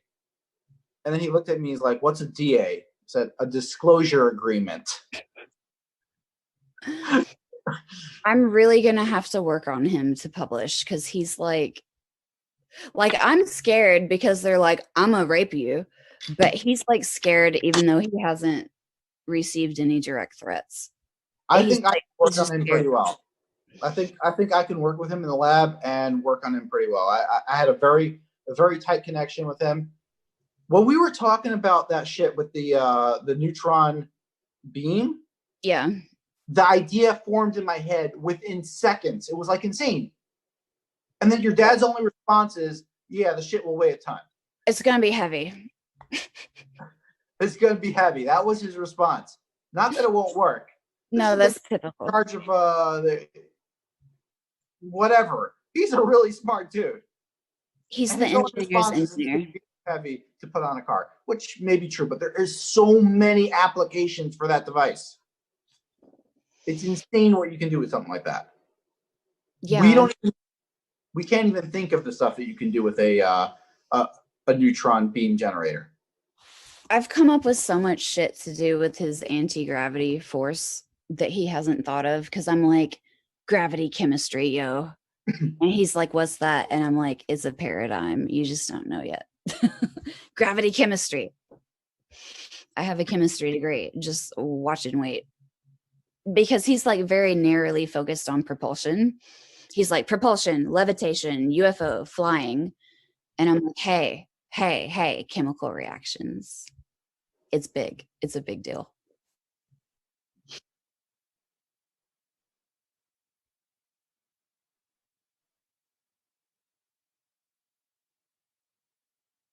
Imagine like breaking a covalent bond without high temperature and high pressure cheaply for low energy. You don't have to boil something. You don't have to put it at high pressure. High pressure and high temperature is dangerous. Low energy, low pressure, room temperature, break a covalent bond. That sounds like John Hutchison, though. He was telekinetic, though. He didn't have any science. I'm not so sure about. I don't trust Hal Put up for shit. Hal says he's telekinetic. I heard it from his face. Yeah, and Hal, you know who Hal really Hal's a is? liar, though. Hal is the doctor from Stranger Things who like will torture little alien kids. No, he is. Get all the juice out of their brain. And you Hal is actually extremely evil. Yes. No, I've met the man. He's extremely evil.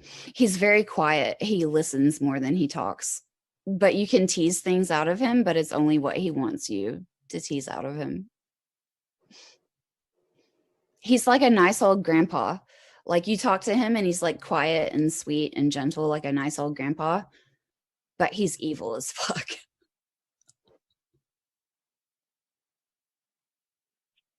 It's creepy. Lou is evil.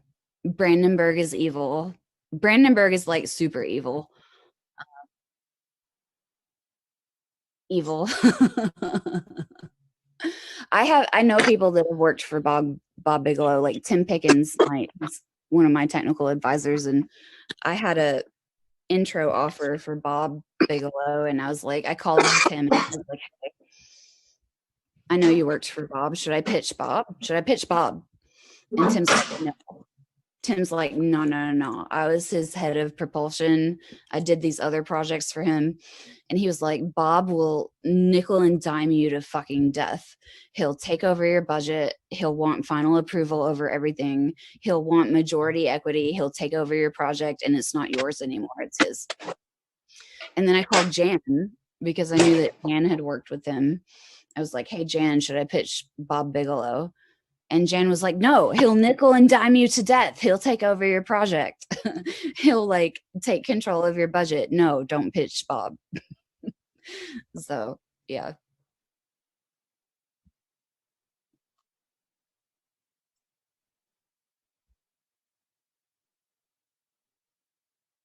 I'm setting up my no, we can go. I need to go to bed and I spilled my guts enough already.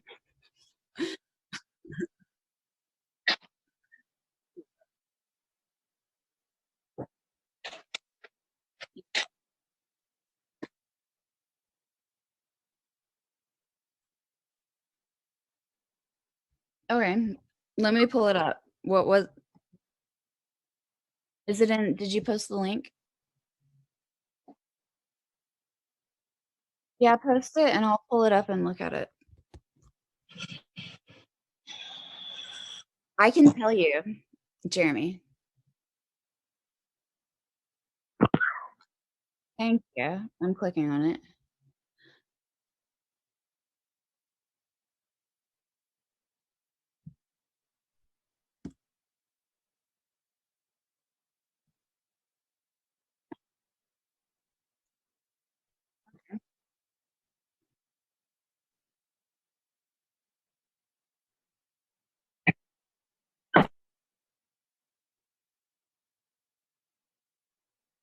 Okay.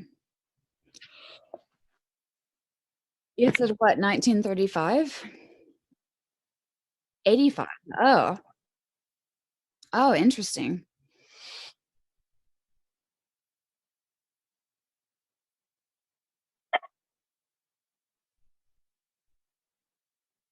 Okay.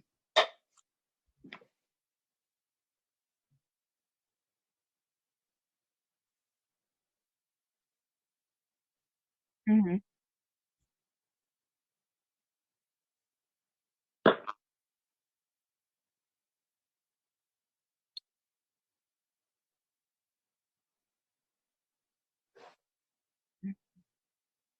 Oh,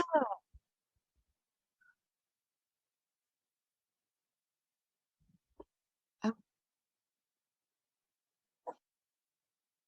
I I'm gonna read this. I'm gonna print it and read it. I see here it says 2 photon state. a two photon coherent state, is this like multiple integers of a photon in a single thing type of thing, or is this different? Gotcha. Gotcha.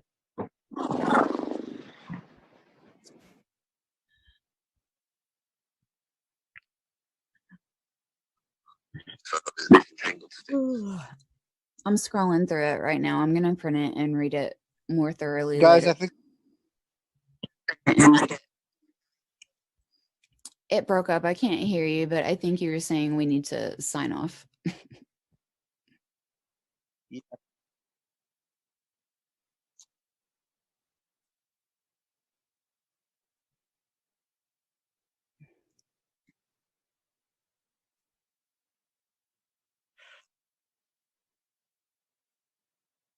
Yeah.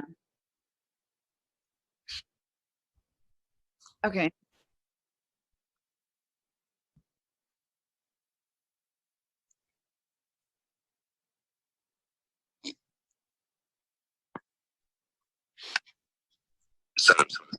Yeah. So anything that Hal publishes, just flush it down the toilet.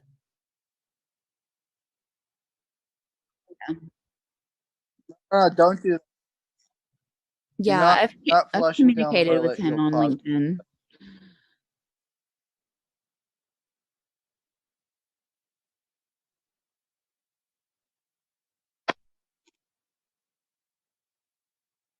LOL.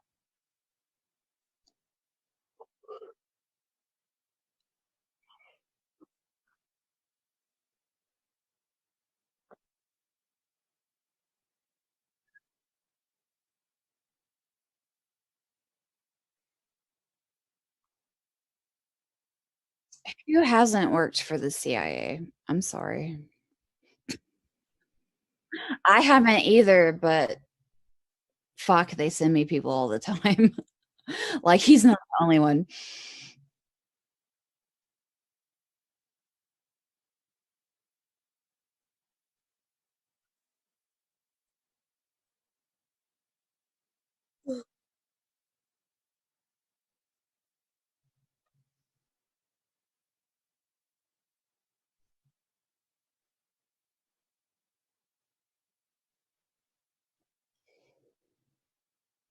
Most of those email lists that you can get on that are like VIP email lists, it's a bunch of disinformation. And also, if you right click and say copy link, and if you go to virustotal.com and you paste the URL in that search bar, most of them are malicious IPs. The link, the vast majority of them. I wouldn't.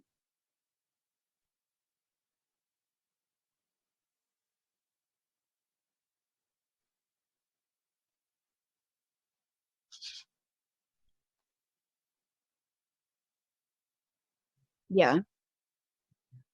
If you look at Ron Kita's links, they're all malware, like most of them. Like you can look at virus total for the link IPs and it's like malicious, malicious, malicious, Trojan, Trojan.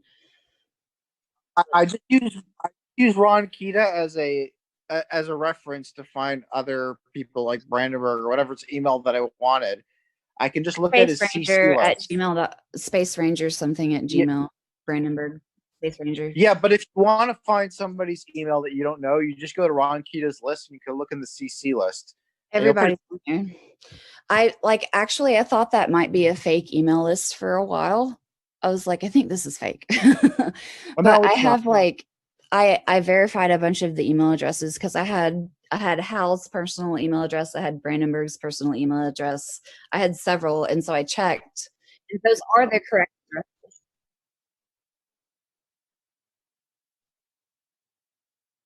Yeah, I have Jeremy and Bob too. We have like my mom was emailing back and forth with Bob for like weeks for United Nuclear, his company, like about a Vandy Raft machine that we were buying, and they're like negotiating like shipment and stuff, and I'm like, you realize you're talking to Bob Lazar, right? She's like, I don't know, he just signs his email Bob. I'm like, yeah, that's Bob Lazar. But Yeah, Jeremy gave me his personal email at AlienCon and like, email me. And so I met him there.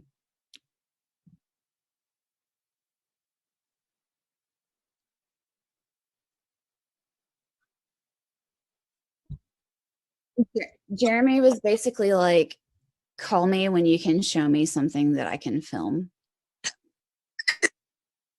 And I have something he can film, but I want to finish the next one that's better for him to film.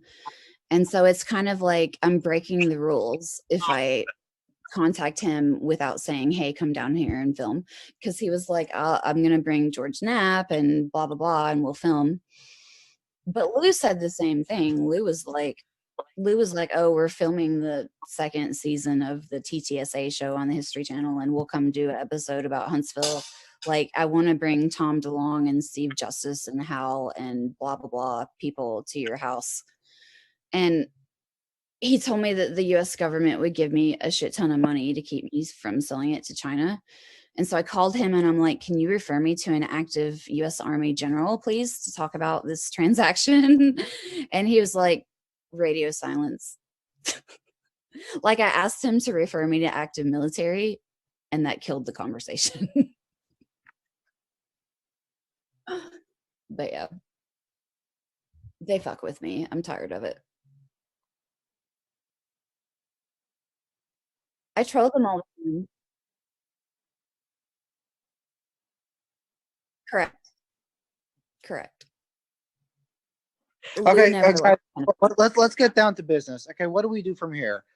Are we contacting Stephen Greer to make a documentary? Like, what's the next step to actually make this happen?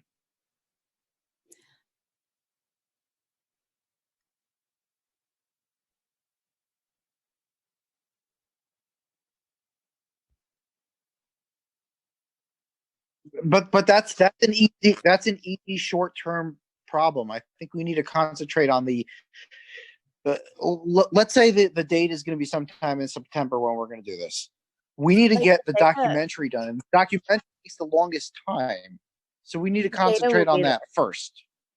The data is easy. If The problem is not getting buried. Problem is not getting buried. You publish, they bury it in Google, no one notices. That's the problem. That's it. Period. How about It's we all buried. sleep on this idea? And it's pretty late. I'm already in bed. Yeah. Just That's cool. It was nice to talk to you, Jeremy. I'm sorry to hit you with my shit. Yeah.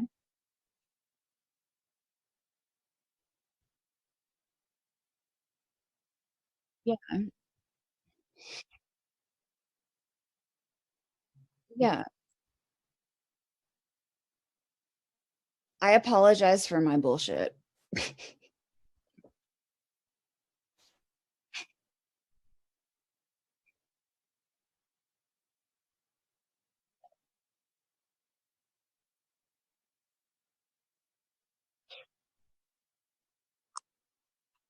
Yeah. Public service announcement. If you go to a bar, never, ever, ever leave a drink and go to the bathroom and then come back and drink it. If you're going to the bathroom, finish your drink, get a new one when you come back. Public service announcement. That's all I have to say. Never leave your drink unattended. But yeah.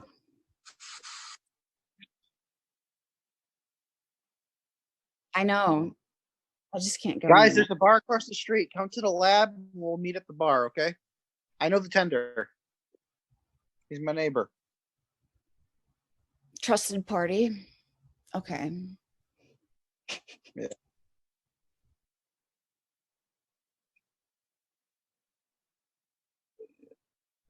Strength in numbers. Yeah. That's right. Okay. Well, We, we'll talk to we, you later, Jeremy. It was nice chatting with you.